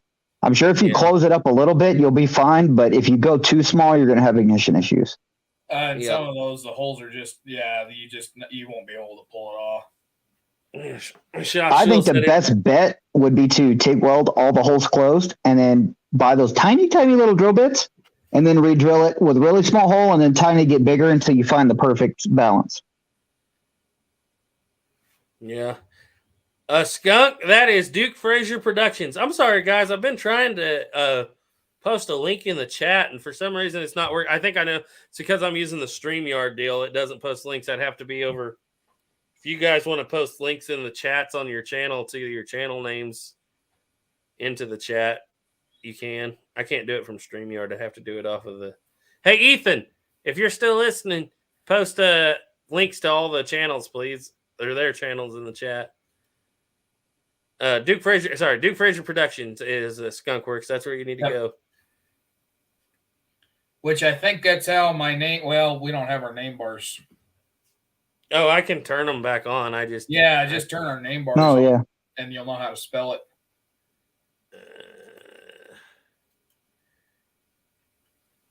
I gotta go find them. It's been so long since I used them. Logos, minimal, show display names. Boing! Ta-da! There we go. I took them off because I didn't like them to start with. Looky there. Looky there. Ooh, that one's okay. Playing with them. That one looks fancy. Yeah. Here we go. And actually, I like the look of that one. Mm-hmm. Playing around with them too much now. Here we go. How about Pink, perfect. I can't see anything. I just see white. There, now it's green. I like minimal myself. That's the one. Yeah, I kind of like that myself. Because it's not as invasive. It doesn't steal your eyes from the. Mm. You know what's sad? I still got all these over here. Hey, there's Crook. Hey. There's who the hell was that? That's Fred Gerard. Or Fred Gerard. Fred Gerard, yeah. Name that Charlie, person. Benteen, right? No, that's not Benteen. That's Reno. Yeah. Oh, that is Reno. Had a brain fart there. Now that's sitting. No idea. Oh, I don't remember that one. William Jackson. Oh, yeah, Billy Jackson. Yeah. He's the one that left the account of the. He's one of the scouts with Reno that left her. Look at that magnificent mustache. There's Benteen. There he is. There's Big Bat. Yep. Big Bat Pouillet. Oh, get that off of there. Where did that come from? There you go. Not Jim Bridger. Oh, for crying out Definitely loud. not Jim Bridger. How about this? I don't know who said that was Jim Bridger, but I can't. Well, what? looks like some guy from a Nowhere film. Indeed. That was the chat that almost ended us. Ah, Oh yeah, if you want to get real. Now we're on Duke's channel. Tales of the Trails. there it is. Speaking of which, Garrett, I did find a bunch of royalty-free music that we can use on the intro for the chat. I was going to tell you about that when I called you tonight. Well, no, I told you about that the other night, didn't I? You know, royalty-free music has been the bane of my existence on YouTube. I always see, it says, "Oh, you're perfectly fine," and then they'll try to always get you on it too. YouTube just released their new music thing. It's the beta version. But it's got it listed there, and it's got like all the music in the world, and it'll go on there and tell you if you need to pay, if you have to share royalties, or if it's royalty free and free to use. And I found out that Chris Ledoux, you don't have to pay any royalties on. I wonder which song. All of them. Really? That's pretty cool. Yeah, so you just go over there. You got to go into this YouTube studio. You go down to the music thing, and then it'll have a whole list there, and then you can just type in what you're looking for, and it all pops up. So I was thinking, whenever we do the Northern Plains again, we got to do the Chris Ledoux song, Hoka Hey Lakotas. Yeah. My favorite Chris Ledoux is Buffalo Grass. That's one to be honest with you, I haven't listened to a lot of Chris Ledoux's. 10-4, buddy, come on back. You know that one? No. I would say no. On Cadillac. You don't know that one? Oh, I do know that one. Boy. In the Coupe de Ville, chugga-lugging up one side, flying down the other. You don't know. As much as I like Chris Ledoux, it's just like I was kind of at the time that I finally started listening to him. I was getting out of country music, and I just didn't listen to him a lot. But Hair Trigger Colt 44, that's my favorite one. That's a good one, yeah. Or the one. Well, Stampede's good. Yeah, Stampede's good. Oh, there's the one where they fight the cattlemen, the Johnson County War song. That one's good. That one I haven't heard. Oh, you got to hear that one. That one's basic. It's the KC. It's up there in Wyoming, the big cattleman wars, the 1890s. Right. And they're basically accusing him of stealing the big land baron's cattle, and they get in a big shootout, and the cavalry comes and stays. It's the true story that actually happened right there in Cheyenne. And in the end, he says that the only consolation he has was me and mine live mighty fine on the cattle baron's beef. Mm-hmm. So he was doing it the whole time. Jesus, funny. Oh, man. Yeah, I grew up in the heathen cities of modern rock music and hip hop, which is, oh God. Ooh, that changes the comment section too. Ooh, I like that too. Yeah, I know. Said he liked his version of Billy the Kid. Johnson County War is pretty good. I like what I said about to record our own. I'm trying to get him to make me one on a 1911. I've been working on it. I've wrote quite a few songs here. I just recorded one that I didn't write. Actually, it's a Hoyt Axton song that was performed by Pernell Roberts, and it's the one that is on Tales of the Trails, Endless Roads. And it's not copyrighted, so I did that one. But I did write the Ballad of Reverend Snapper, and quite a few. Yeah, that's my favorite song ever. Matter of fact, what's funny is before my dad passed, he actually really liked that song. Really liked that song. I got to record it better someday. Man, it's good. The copy I have of it is really clear and good. Like, man, I loved it. I really appreciate that. Still to this day. Did you ever see the prototype, the original? Which one? That song? Yeah. There is an existing prototype that is original, and I might accidentally shut the chat down here if I try to find it, but just give me a second. Go ahead. You sent me a video of it. You sent me a video you recorded. And it's the same one you used in your 1860 video. That's not the That's not the prototype video. Oh. Go ahead if you guys want to read your chat out. I'm going to look for it right quick. I may play it before we close down here. See if I can find my original. Okay. Skunk Work said he can write parodies. You ought to hear my version of Sweet Betsy from Pike. Let's not say we did.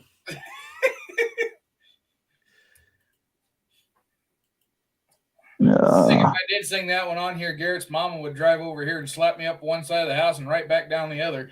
Indeed. It's hard to go back through 575 videos and find one unpublished one. Right?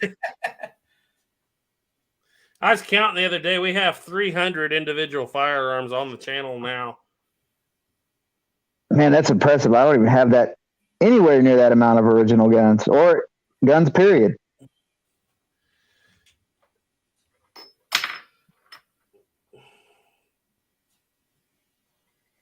Yeah, okay. Yeah, it's funny as I sung that one time and Caleb heard it and Caleb's like, well, who wrote that version? And like said, I did about 3 minutes ago. It's like I can come up with some pretty nasty ones. Oh, God. So what's going on in the chat? I can't see it. Anything interesting? Nothing too much. Sleepy Leap just signed out. Sleepy Leap. It's sleepy. I basically got Plowboy and Skunk. Yep.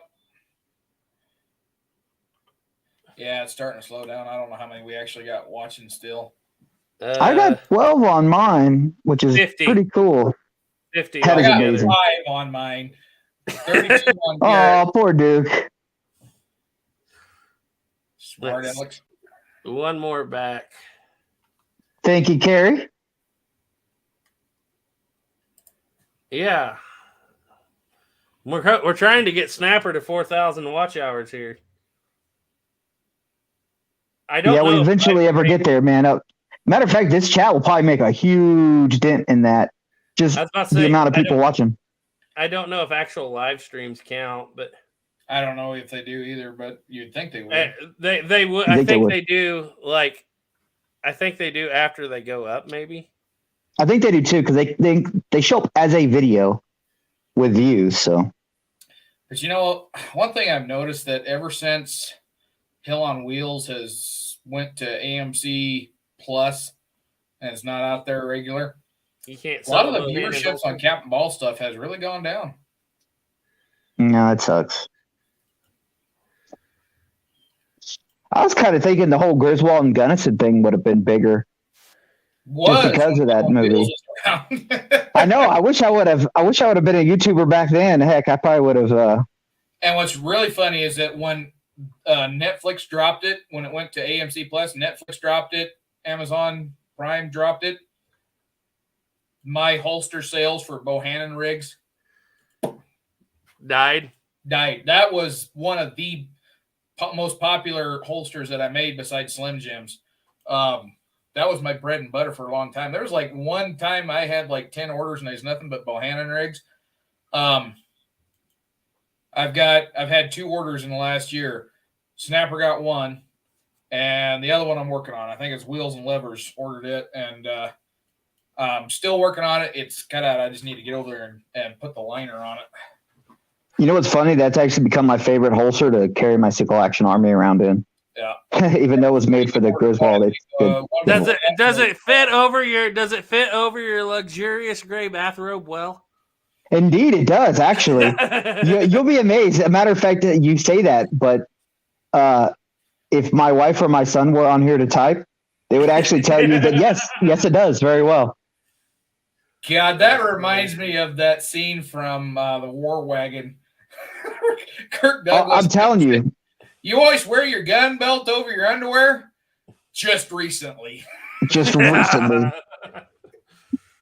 matter of fact, if there's ever a Snapper action figure, it would be a gray bathrobe with a gun tied to the belt of the bathrobe with the holster, cowboy hat, and a regular face shield. There it is, Snapper. Math. You've never seen this before. This has never been released. Oh, let's do it. Let's do it. This is coming off the top of my head. This is a free channel exclusive. Yeah. Yes. Never going to see it if you've made it to 3 hours, it's the only way you're going to see this. and I doubt that I play it all the way through. It may not even be the same. I even have my own background music. Now I remember why I didn't want to show this. On the ground and the bit is cold. Me and my Different pony tone, are ready different to tune. go. Riding through the hills and the big tall pines. Gonna have to face them Union lines. Gonna have to face them Union lines. Might have a different verse Boys too. was killed. 400 Texas boys were killed. A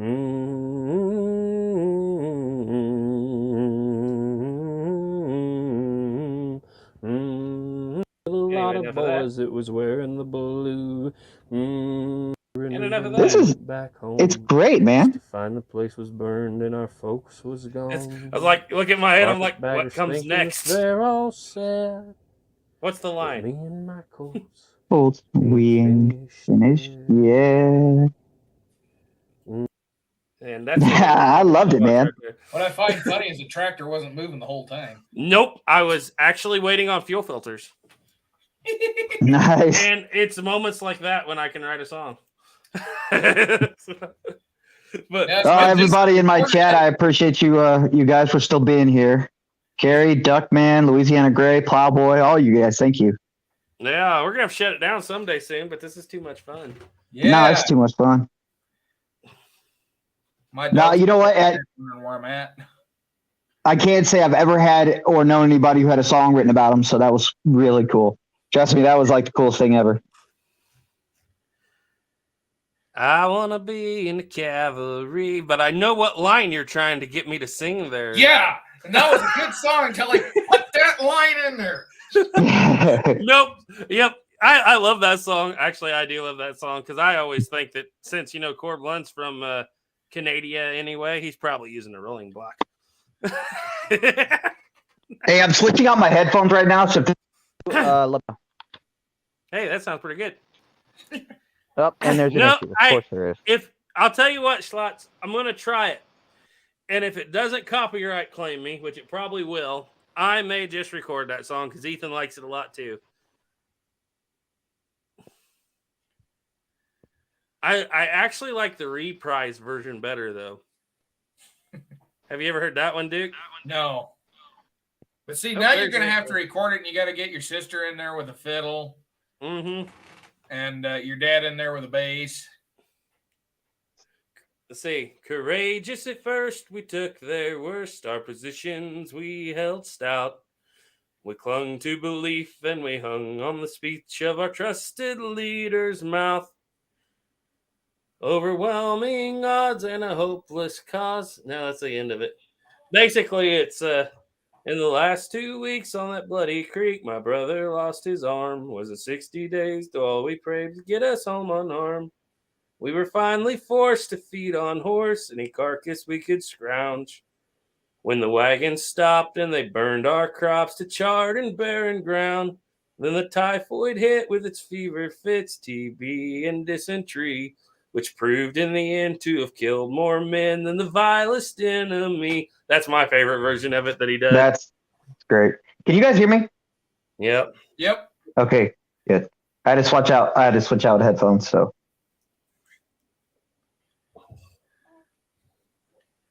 Yeah, it's a lot more. Yeah, so that's my favorite because it's more realistic. And he talks about the walking through the snow, and that's good stuff. Talking about MIDI. Oh, you're talking about he's talking about the I'm a hussar. Yeah, I don't know about that. See, I never got the medieval knights on the Percherons in that version, but I guess you're right. I never really thought about it, but I did like the line. I did like the lines on that. I definitely like the chorus on the horse soldier. But anyway, we need to do sing the song 40 miles a day on beans in the hay in the regular the regular Army O. Task Force Tyler said the bathrobe is highly classified safety gear. Indeed it is. I'm sure it protects our eyes. Everything everything Black Powder says he's going to bed, you guys. I have actually seen Snapper do blacksmith work in the robe. So it is probably stops burns. Is it fire retardant? Maybe, probably, maybe. Let's just say I've done things that I should not be doing in a robe. In a robe. There was once I got this when I first got my TIG welder. My wife was like, "How in the world did you get that weird tan, like a little V line right at my neck?" It's because I was TIG welding in my robe. Yeah. Louisiana, if you go over to 11 Bang Bang, go to playlists. There's a playlist that's music. That is about half of the music in there is stuff I've written and recorded. Stuff. A lot of the other stuff is stuff that friends of mine have written and I recorded, and some of it's just old stuff that I don't know who wrote it. But yeah, I got a playlist over there. You should do some more of them. Yeah. That's just not my style. I can't get that hyped up for a song to do something like that. Well, make it a Civil War version of it and call it The Night the Lights Went Out in Georgia. That just does sound sad.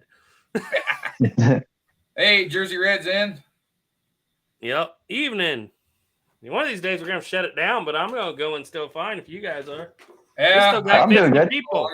Funny thing is, I'm tired, but I know as soon as I lay down in the bed, I'll be wide awake till 2 a.m. That's the way it's been working here lately. You had that problem too, huh? Yeah. I think it's because I drink too much caffeine, and about the time I lay down, I was like,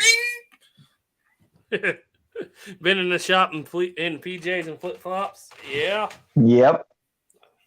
Never done flip-flops. Nothing worse than hot chips welded to your bathrobe because it melted the... I was about to say, how's that work with slag? Oh, it's bad. It's bad. Let's just say there's a reason it's called the safety robe, because that's the robe I wear when if I get burns in it, because I have a really nice one, and if the wife finds out that I put a hole in the really nice one, it's not so safe. I've always said I'm going to make a Snapper action figure. Colt Dragoon in one hand, Ballistol in the other, and of course comes with the classic gray safety robe. Yep, exactly. Bomber cap and a martini away from Cousin Eddie. Yeah, well, Duke, Saboteur, Duke's been talking about you the whole time. Hey, he finally shows up. Plowboy's drinking whiskey and watching YouTube till I can't keep my eyes open. Nice. Oh man. So I gotta ask Plowboy, what's the it's not your nightstand gun, you're probably sitting in your chair. What's the I know you used to have a YouTube watching gun that I believe was your 72 open top. You got a YouTube watching gun anymore? Oh, so I guess I'm not like the only weird one now, because I have a YouTube watching gun. I have a taking a shower gun. I have a I got the streaming gun. Anybody breaks in, they're going to get a 50-70. Nice. I got the 49 pocket next to me. Or they're either going to get that, or they're going to get the Wesson Whitneyville Smith model of 1810. You know what gun I'd love to shoot once? I don't know if anybody in the comments has one, but the little Philadelphia Derringer, the kind that John Wilkes Booth used. I've always wondered what one of those things would be like to shoot. No, that's what this is. It's a baby Philadelphia Derringer. It just what is that like to look? Is it have any recoil at all, or I've never actually shot it because we bought it at an auction. Actually, we just bought a box of stuff and those parts were in it. It never had all the parts. Nice. Let's see. A Plowboy said that his YouTube watching gun is the Pieta 73 single action army right now. Nice. Saboteur said he worked midnights, finally got 8 hours of sleep. Jersey Red said, Duke, did I tell you I got a CCW permit in New Jersey? Jersey Red said that. Crap, who did you make mad that you had to go get that? Cleaning up your foot on the sink with steam. Nice. Plowboy's got his gun loaded with Plowboy loads. And Skunk Works Rifle said he has a 1911 45 full size as his YouTube watching gun. That's a good one. Funny is I made a comment on not carrying keeping my revolvers in the house loaded, and somebody made a snide comment on there about it didn't do you any good. If it's unloaded, then you got to load it. I was like, I don't bother loading them because I got a 1911 with 4 mags sitting by the bedstand. There's also a Mossberg Shockwave not too far away. There's a 97 pump action fully loaded not too far away. One of those modern sporting rifles with 4 30-round mags not too far away. It's like the revolver becomes kind of redundant at that point. Yeah. I keep my my British Sea Service pistol loaded on my nightstand just because if anybody does break in, I want to be the first person to ever shoot a person with a flintlock pistol in the modern era. Skunkwork rifles. Have any of you seen the Long Colt single shot Derringer? Are we talking about historical? Because I'm in a pretty deep study on it right now, and I haven't ran across Colt Derringers, and I haven't ran across a long barrel. Or is he trying to say 45 long Colt single shot Derringers? I think he's talking about those modern ones that you can load like. Yeah, but those aren't single shots. open? Those are double. Oh yeah, they are, aren't they? Yeah, I got one over there, but okay, it wasn't now. But Duke doesn't like to shoot it with plowboy loads. Oh, I bet you that would be a handful. Well, the trigger on it's horrendous. Yeah, I saw that. So I didn't watch the whole thing, but yeah. Oh, I missed it. Oh, sorry. He was talking about Brandon Herrera. Just did a video on the Philadelphia baby Derringer. But yeah, from what I know about small guns like that, you'd have to load that dude up pretty hot to kick. And even if you did, it would all be out the barrel before you got much recoil out of it. That's true too. The barrel was just long enough to write Colt on the top. Now, see, that sounds like a short barrel Derringer to me. I think you've met 45 long Colt. Oh, okay.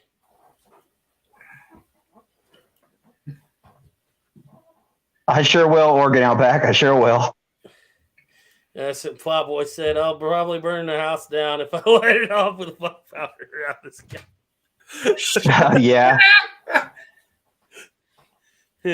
Bed Saboteur's bedstand gun is a nickel-plated 1911. Ooh, nice choice. Ooh. I figured it was a 4570 Sharps. There for a long time, I saw more than one issue. My home defense gun was a full-length Mosin Nagant, not the 9130, just the 91, Model 91 Mosin Nagant with bayonet on the end of it. Well, that'll do. Nice. Because I didn't have to shoot them. I could stab them as they come through the door, and I didn't even have to get out of bed to do it. Right? You could pile 3 or 4 of them on the bayonet. Yeah. Could you imagine, like, the scene if an officer showed up and you had him basically pinned to a wall with a 9130 bayonet? Oh, Yeah. God. Yeah, lots of paperwork between mandatory classes, insurance permits, picked up a SIG P229. I probably put out close to $1,300. Jeez. Yeah. I tell you, with the price of housing out there in New Jersey, you probably could have sold your house, moved to Wyoming, spent the same amount of money. Didn't have to get a permit once you got there. Right? It's probably a pocket watch gun. Ah. You see, there's technically 3 types of Colt Derringers. First model, second model, third model, and I believe and all of them have about the same barrel length. So that one could be a cut down one, unless it's there's actually a 4th one. It's called a Lord model that I don't have. I do have representation of first and second models here. Most of them are 41, right? Yeah. As a matter of fact, all of them are. That is a nice one. Yeah, it's pretty.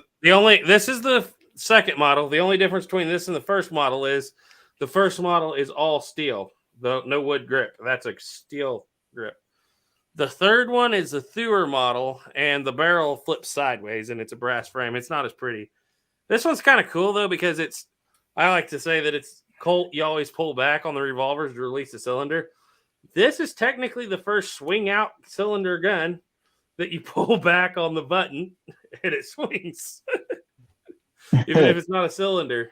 And then if you look, interesting. it's got a little extractor right there. You swing on around, it just peels it off. Put another one in. Oh, what? Yep. Oh, show that again. Show that again up closer. That's cool. I did not know they did that. Well, it's easier to see on this side. It's got this little piece of metal here. That's an extractor for the rim. And as you rotate the barrel, it gets under there and it comes out farther. And it'll pull it all the way out to there. And then you just pull it out, put one in, and you're ready to go. But this is the Model 2. That is so cool. I did not know they did that. Movie review chat that we did, that I was there, I was piddling around with it, and they had an empty case there, and I tested to see how good the firing pin still imprinted on it. But yeah, that thing is fun. I wish we could have actually shot it. We could have. I actually have shot it. It is rimfire, right? Yep, 40. Yeah, unfortunate. I got some. It'd be so cool if they had that as a single or a. This one was actually fired out of it, but yeah, you just put that in there and you shed it. And it's got a good hammer. Now that I got that, I can dry fire it because it's got a cartridge or case in there. But got a good hammer. So then you put it on. You have to put it on half cock, and then as you bring it out, I don't know how well this is going to show up. You see that little lip gets under there? It just pulls that right out, and as you get over here, you can just pop it. So that one's 41, right? Yep, all of them are 41. Brilliant. That's freaking brilliant. And this is going to go back to that whole thing that everybody was sending me the video on about Custer shooting himself. There is a chance that that's what got Custer. What, a 41 Derringer? There's Why do you think that? Speculation that a native had one of those and walked up and put him out of his misery. So I wouldn't be surprised. There's a lot of these things around. That would make sense. There's a couple different stories of how Custer meets his demise. And if you haven't watched it, there's a video out there going around now about Custer's committing suicide. That supposedly comes from a doctor that examined his body right after the fact. But I got to looking a little more into it too, because I always thought it was now I screwed up. I can't remember the native's name, but Tall Bull. There was, or was it? I think you told me Tall Bull. Tall Bull or White? No, Tall Bull was a Cheyenne. Anyway, Senator, if you're watching, you probably know which one I'm talking about. Chime in there. Anyway, it's White Bull. It's White Bull. Supposedly he comes up on a soldier wearing a buckskin shirt, and the soldier fires at him with a rifle, misses, throws the rifle at him, misses, and Bull gets up there, goes hand to hand. Soldier pulls out a pistol. They fight over it, and he finally gets the pistol away, knocks him down, shoots him in the chest and in the head, and then he goes on about the battle. And then afterwards, they tell him that it's Custer. And he didn't know. He claims he didn't know it was Custer because Custer had cut his hair. And that's one thing that's noted, is that Custer didn't have his long hair, the little bighorn. Right. So that's the leading theory, and there's been authors that's tried to disprove it because apparently Bull couldn't tell him exactly where Custer was at on the battlefield. But, 40 years after the fact, trying to remember the exact spot on a hillside with very few, distinguishing features, really. That makes sense. They could go get back to the exact spot. So anyway, and then the other theory is that Custer was shot and was laying on his horse dying, and a native walked up to him with one of those little box pistols and popped him. Mm-hmm. And that's kind of what I was telling you. It's possible that somebody just walked past and, when they went through the survivors, any person living, they just popped them. Yeah. To me, that makes a lot of sense because that's common. That's very normal. Yeah, it doesn't say which one, but there's the theory that the saying that it was a 41 that killed him, and this is Colt's third model, and they made, I don't know how many they made. They only made about 15,000 of those other two for over 40 years, but they made like a gazillion of these little dudes, and you can see the barrel swing sideways. But I just thought I'd point that out. That's when you think of Colt Derringer, 99% of people that see them or know what they're thinking are going to think that right there. So that's Thurer's design. So it's kind of a cool little deal. So what did I'm guessing, Duke walked away. What is your thoughts on the possibility of that 1877 maybe even being there. Well, Duke's back. What did you hear me, Duke? Something about the 77. Yeah. What are your thoughts on that part of the video? Do you think that's even plausible? Well, he says that Terry had 4 of them there, and I wouldn't be surprised if Colt had sent out prototypes to test. Mm-hmm. But I don't think Custer would have been carrying one of them, to be honest. It makes sense to me too that why would he keep one instead of give it to somebody else that's actually fighting the battle? How much ammunition? And there's several native accounts about him being looted, and they find the 2 bulldog revolvers, and that's all that's really mentioned that they take off of him. There's a couple of accounts that talk about that, because there was a Cheyenne got away with one of the revolver, and they said it had a white stone handle, which we know it's ivory. Right. And then a Lakota had the other one. And Sitting Bull, the story that the Lakota told, Sitting Bull told him that they weren't supposed to loot from the dead men, and he felt bad about it. So to atone for it, him and Sitting Bull did a ceremony and buried it somewhere. My thoughts are on it is this. First of all, I haven't seen the record myself. Well, I haven't studied the 77, but didn't you say, Snapper, that you've seen records of them sending out? Colt did put out a record saying that at that time there were a couple that went out to the military for testing. Because that would be at least because the first ones that I know of leaving the factory are in January of 77. Right. These were kind of considered like early prototypes, really early prototypes. No, this was I don't even know, like, honest to God, I mean, this was their guess, but even then, who knows what a 77 at that time would have looked like. I mean, it might have even changed quite a bit. And I don't know about the ammo even, because the ammo, I believe, came later in the year. And from what he described, the pointed bullet, we talked about this. I believe that pointed bullet described in that video is actually a 38 long Colt, because 44 Colt or 41 long Colt didn't come with a pointed bullet. But 38 Colt did. Now, that could be a Lightning. My only issue with Custer having it is Custer is a huge gun nut.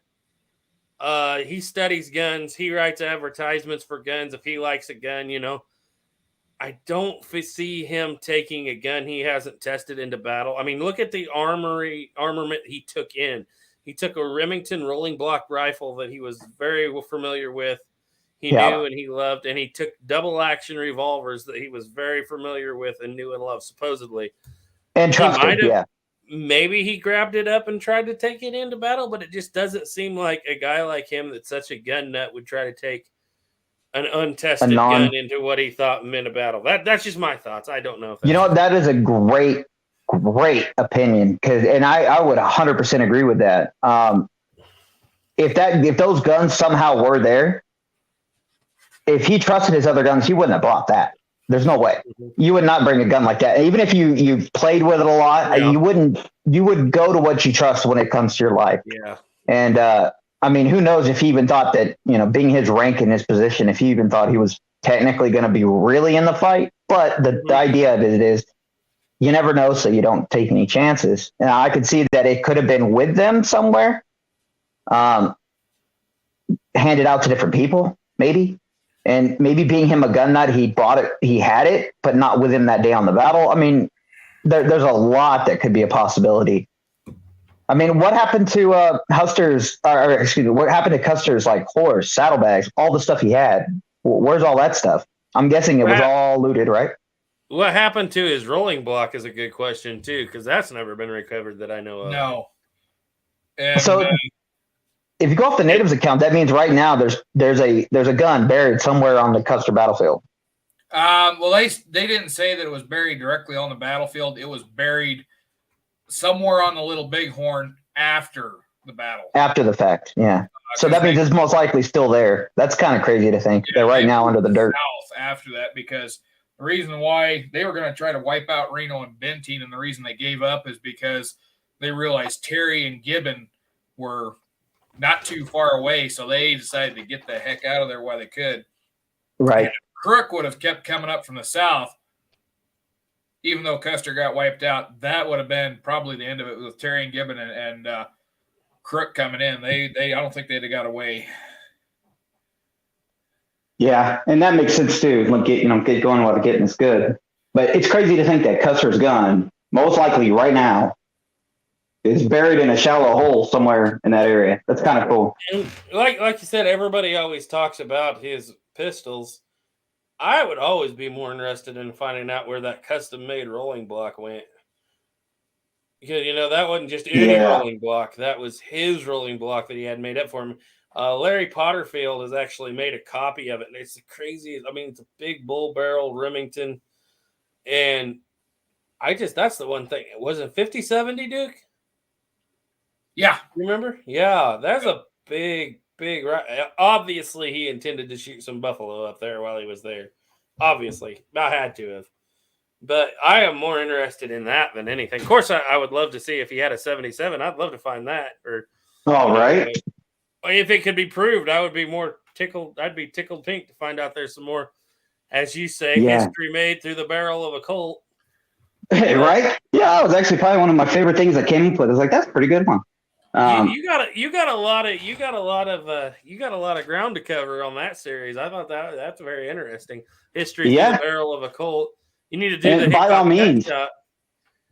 Oh, I know. Yeah, trust me, that's actually on the list. I actually plan on, because I did that shot already before with a 2-liter bottle.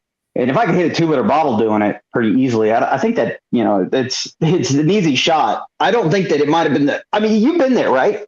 Yep. What was that distance? I always heard 70 yards. I've not been to the site. I've not been to the site. I don't understand what you're saying. No, I've not been to the site. No. I did 70 yards, and it took me 2 shots to hit a 2-liter bottle. So he got lucky. No, I'm just gonna tell you right now. I'm just a bad shot. No. Oh, yeah, hitting him directly in the heart.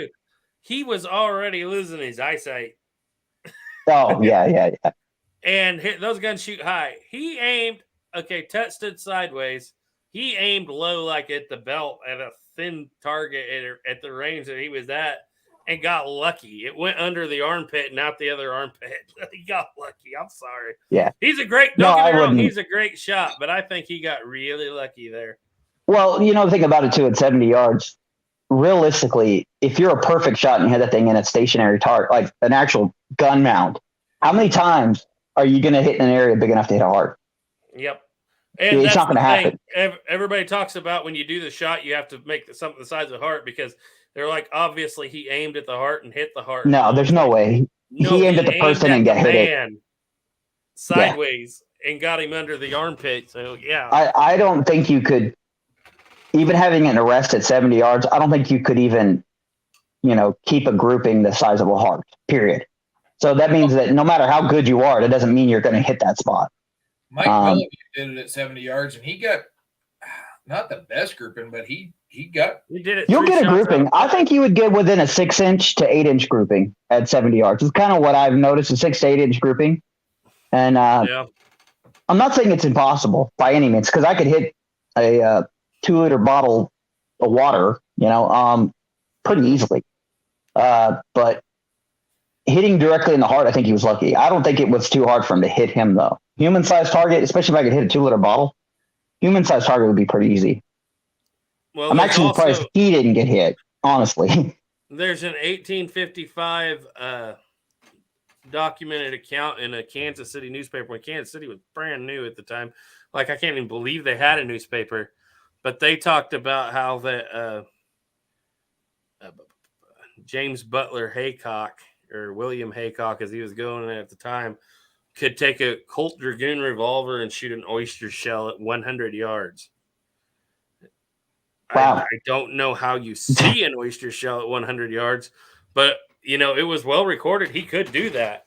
But I still think he got lucky in that case going through the heart. Well, I don't know about you, but oyster, they're pretty big shelled. Yeah. Well, you got to realize, too, there's so many accounts that you read from the past. It's a little, I have my own questions overdone. on that, Soylent Green. I have my own questions on that, but maybe Duke can answer it. Because what is it, 2,000 yards? That's a long way. 1,500 Oh, yards. that one's crazy. I've always wanted to try that shot myself. So what happened is that Billy Dixon wasn't trying to hit him. He was just throwing lead at him, trying to scare him off. And the only real reason he pulled that off was just where the shot's located. So they're silhouetted against the sky on top of this big bluff. And I've got a friend that he went down there for the one of the anniversaries, and he had somebody sit at where Billy Dixon was approximately at, and he went and walked up on the hill where the Indian supposedly was shot at, and had him take a picture. And he's like an ant in that picture. Yeah, you can barely see somebody at that distance. And so supposedly Billy Dixon, he had a 45-90, and he didn't think it'd reach out that far, so he grabbed his friend's 50-90, puts it around, he fires, and they see dirt hit on the bank. So got a pretty good indication you got to rise it up. And of course, the natives are just standing there. They don't think they're going to get hit that distance. Fires a second round. They don't see an impact, so he figures out went over him. Makes his adjustment, and he fires the third round. And they says they just see an Indian just slump out of the saddle. And I've had kind of my own experience with that, with a coyote at 1 mile on a 6.5 Creedmoor. I fired 3 rounds at him, and after the third round, he fell over. But I really can't tell you if which one of the first 2 got him or the third one. But at that distance, I mean, it could be done, but it wasn't, first shot, he put it on there. No. And Billy Dixon even said it was just by chance. Yeah. He even pulled it off. He just got lucky. They was just throwing ammo at him, rounds at him just because they were up there on the hill. That was the only targets that was presenting, and I figured, well, we ain't got nothing better to do. But it's funny they bring that up. I just happen to have on the desk here, if anybody's interested, Adobe Walls. That's a book I need to read. The History and Archaeology of the 1874 Trading Post. So about the first 100 pages or so, 120-some pages is kind of gives you the overview. And then the last, 2/3 to half of it is archaeology, where they found this, that, and the other. That's cool. Technical stuff. But the first part, it's a real good read on it. Kind of tells you what was going on, what all was there, who all was involved. It's a great book. But T. Lindsay Baker and Billy R. Harrison are the authors on that. And so, yeah, it's Adobe Walls, The History and Archaeology from 1874 Trading Post. Nice. So is there any mention there of any trapdoors whatsoever amongst the guys? I'm still trying to find the first true surplus trapdoors that made it out there. I really haven't seen them in the Buffalo era. No, not in the early 70s. In fact, they don't even mention that much for rolling blocks. I have a question for you after that one. Martini Henry or the trapdoor? What do you think was a better gun? Martini. I haven't had enough experience with the Martini to know, but I want one really bad. It's been on my. Does the Martini have ejection? I can't. You know it. I think it does. Yes. Yeah, it chucks that boy out. I'd have to say, as far as cost goes, it's going to be one of those things where it's more complicated. Probably a better design, but it's a more complicated design. It's probably going to cost more, but. Yeah, I don't know. It's not American. I'm just trapdoor partial, I guess, myself. I understand that completely. Between the Remingtons and the trapdoors, like I said, the only thing that I like better about the trapdoor, I like the look of the Remington better. The only thing I like better about the trapdoor is ejection, where the Remington only has extraction. Yeah, it'd be nice if the rolling block had an ejection. Yeah. An extraction, ejection kind of system. That'd be nice. They have Spencer, Smith & Wesson ammunition. Boo.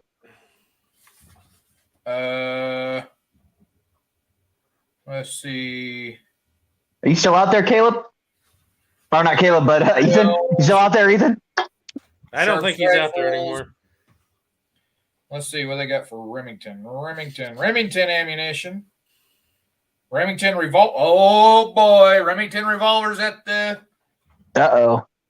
wagon box. All right, well, I got to do a little bit of digging here. At the wagon box? Reptiles, whatever that is. Is it Adobe Walls or the wagon box?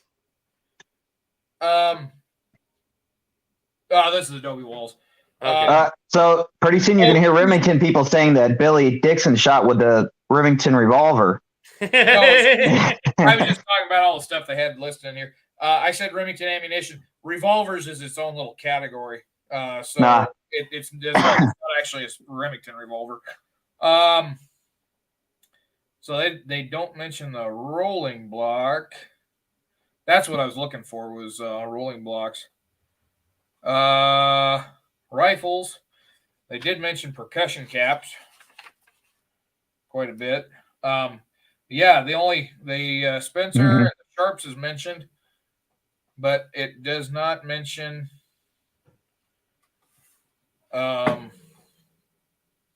Remington rolling blocks and doesn't mention Springfields. Well, the rolling blocks seem to be more of a northern around Dodge City thing, like the 70 to 72. Right. You know, I see a lot, especially if you go out there to the museums around Tent City and stuff, the Buffalo Hunting Museum part of Dodge City there in Boot Hill. There's a lot of stuff on rolling blocks there, mostly in 50, 70. But I'm seriously trying hard to find the first surplus of because I've heard all my life that trapdoors in 50-70 are a big part of the buffalo hunts. But thus far, I mean, buffalo hunting, I'm not that studied on the buffalo hunts. Buffalo hunting is like done by 77, right? Getting pretty well done down the southern region. You start seeing the northern herds start getting hit in the 80s. Okay, so maybe in the 80s. Maybe that's where it's at. Because like around here, it's like they didn't even surplus them as far as I know until like 1880. And maybe I'm wrong on that, but even like the 50-70s. So almost too late to get to the buffalo hunts on the trapdoors.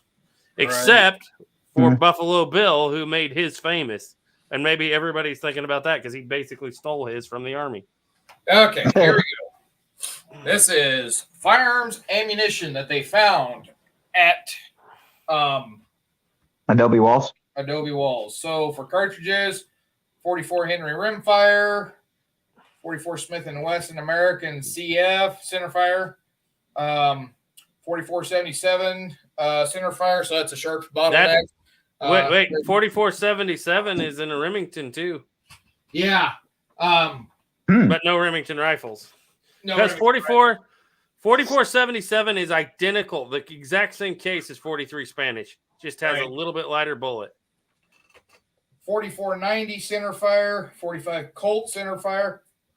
So nice. The 45 Colt was apparently out and about pretty early on in 74. Yeah, that's actually kind of amazing to see it there at 74. 50 Remington pistol centerfire. So there was a Remington New Model Army out there. Wait, 50? 50? Yeah.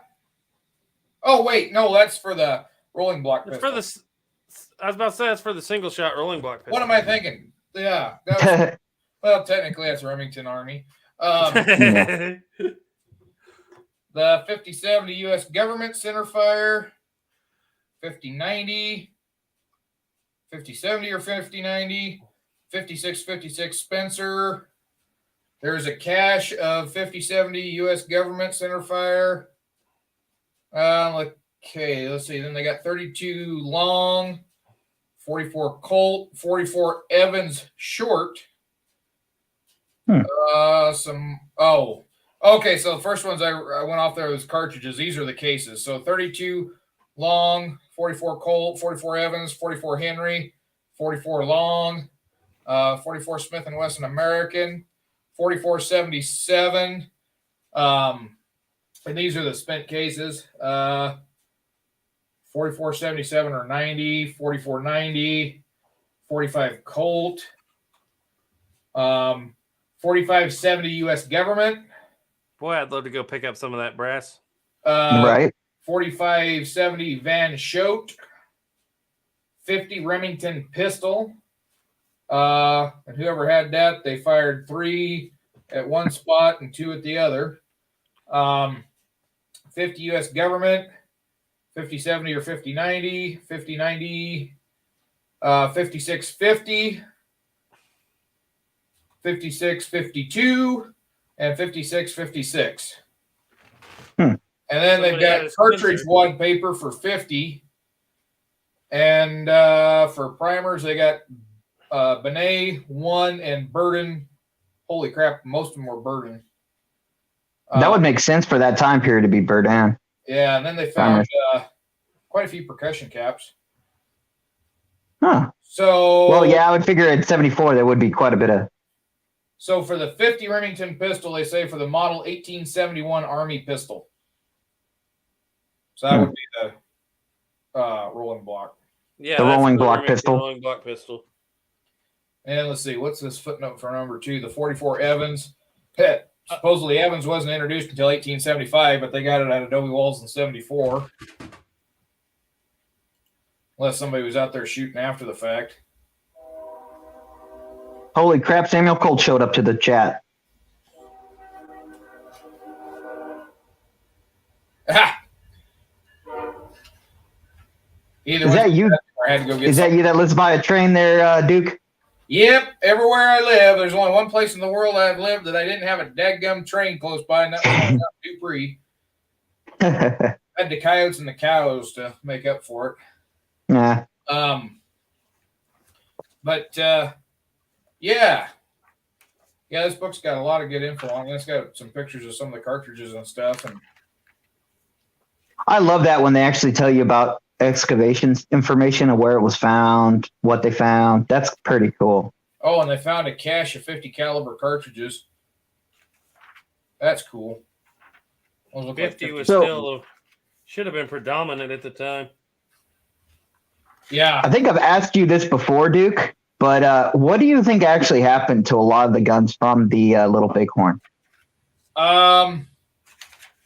They eventually those that didn't get buried or didn't, because apparently that whole burial thing that happened on a couple of occasions. I think a lot of them wound up in Canada. A lot of them got surrendered at some point. But there's at least 500 on one hill, 500 trapdoors and 500 Colt single action armies. Or excuse me. Was it 500? I don't remember. My brain's not functioning. It's getting late. Where is this? Little Bighorn. Number of people that died on Custer Hill. Yeah. Oh, yeah. How many troops he had. So however many troops he had, figure that's how many of the Springfield trapdoors and Colts. That's a lot of guns. That is a lot of guns. And being that we only have a handful, like less than 4 or 5 single action armies from that? Well, that's known, yeah. That's known, yeah. Check this out, guys. I found this little interesting tidbit. Not that I'm changing your subject, but I want one of those. The model of 1869, 50 caliber trapdoor pistol made by Springfield Armory. And that's funny because you were talking about that 50 caliber pistol. That's what I was thinking. I bet they take the exact same cartridge. Yeah, and I think the reason why the Remington got a contract for them is the Navy used them for like a signal gun. Mm-hmm. Well, that's cool. Russians used them heavily all the way up to World War II. That's a big pistol. That puts a Walker to shame. Not World War II. Sorry, go ahead. Okay, I was going to look here and see. Yeah, I've always wanted, I've just always fantasized what happened to those single action armies and whatnot.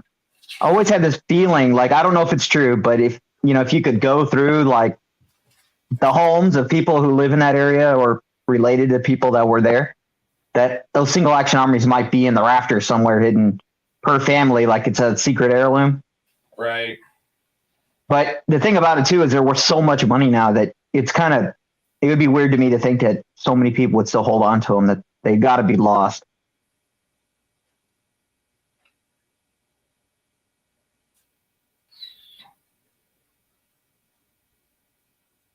I know that one recently showed up that was had pretty decent provenance to being at a Battle of the Little Bighorn.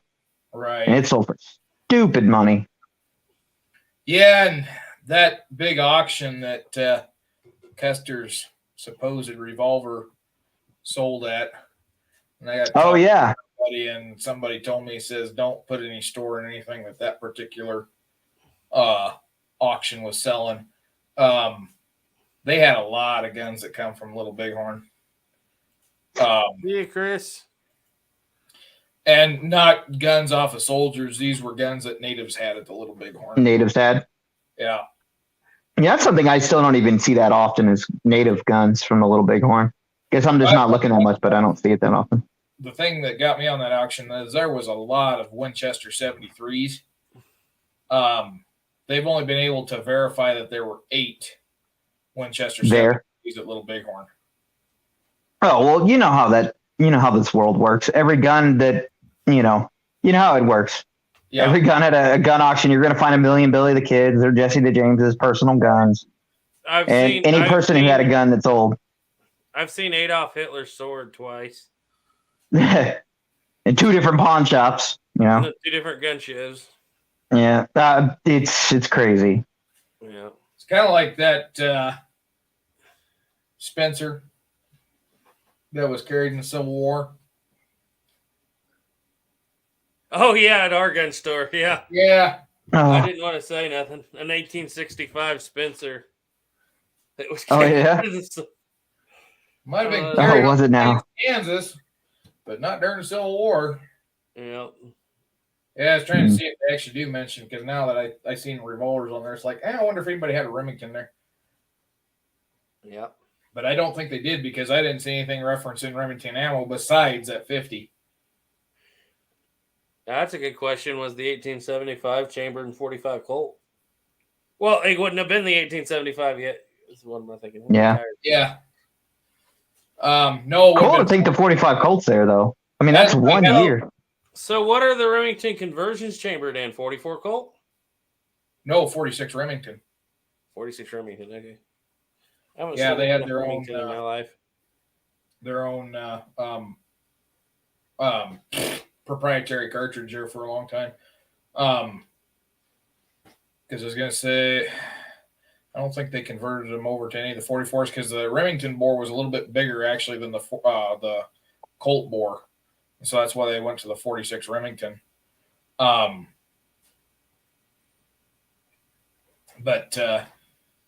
yeah, they don't list that as any of the ammunition on there, so I guess that kind of narrows it down to there wasn't any Remingtons there. Yeah. There was interesting though. And there was Colts. Are you guys about ready to shut her down? I'm about to fall asleep over here. Yeah, we're at 4 hours now. Wow. 4 My hours. brain's sitting there thinking, I've had enough. We might as well go to 4 hours. We're at 3:52. So yeah. We can do another 8 But minutes. it's interesting. On the cover of this book, I cannot remember the name of the kid this picture. He was a prominent buffalo hunter.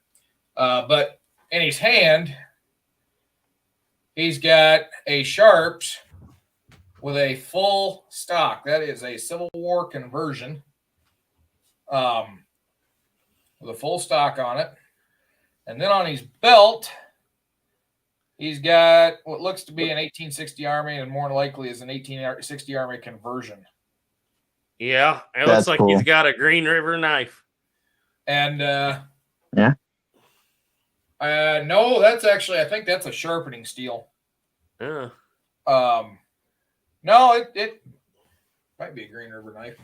I think I have his belt right there on the couch behind me. If it's canvas. No, this one I think is a leather one. But it looks like that's a 4590, so that Sharps has been chambered into 4590 or 5090, one of the two. Those look like they're pretty long cartridges. Yeah. Somewhere I found the information on the guy in that picture and everything he had, but it's been so long ago I cannot remember it off the top of my head. And I don't suppose it says who it is on the cover either. But this was one of those books I paid a little bit higher price for. I can't wait for tomorrow. Actually, my book came in today, but it's still at the post office. But I found a channel called what is his name? You guys need to check him out if you haven't already. He's got just a few videos, but the guy does a historical breakdown of some old military. Not a big channel by any means. Mhm. Let's see. It was under. And I actually asked him some history, and he was able to suggest to me some books that nobody else had been able to suggest. And his name is... He reminded me a lot of Snapper. Uh-oh. Because it was... his name is Sear Trip. Seartrip. And he sits down to do a review of trapdoor rifles, and he has every single one of them, including the 58 rimfire that they only made a couple thousand of.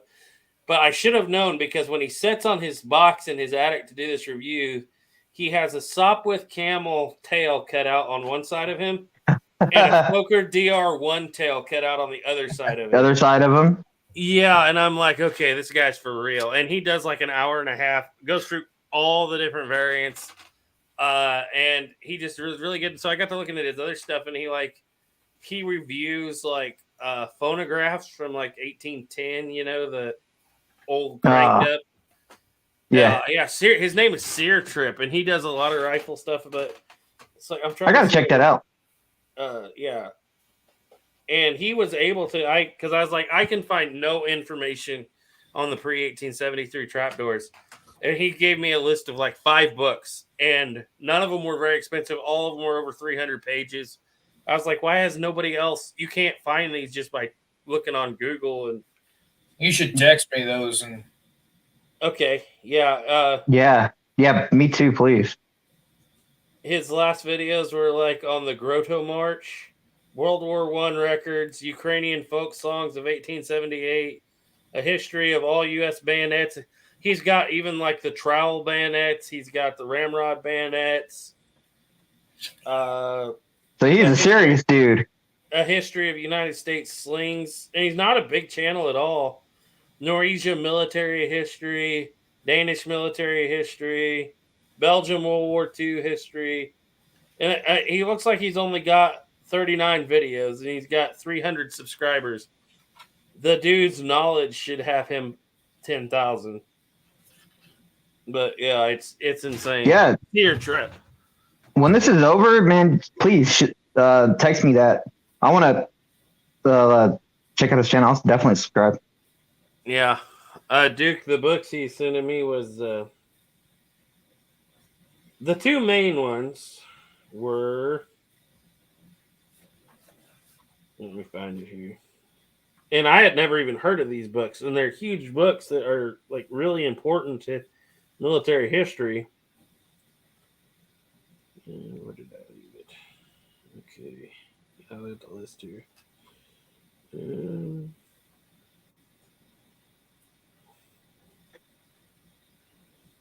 Okay, the first one is the 58 and 50 caliber rifles and carbines of the Springfield Armory, 1865 to 72, by Richard A. Holmesmere.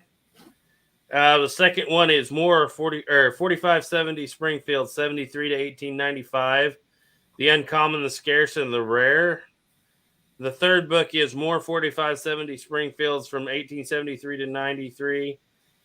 The Collector's Guide to American True Models. Those are 4 of them. There's another one in there. Richard A. Holmesmer was the guy he's pointed me to. I don't know if you've ever heard of him. Holmesmer? Holsmer? My brain's so tired I can't. It sounds familiar, but yeah. So I just got the 2 first books thus far ordered, but they're like really important books, I guess. And I have asked a lot of people, and nobody's been able to point me to that. So I was really thankful for Sear Trip pointing me to those. Yeah. But anyway, All right, guys, we're about ready to shut her down. We got 1 minute.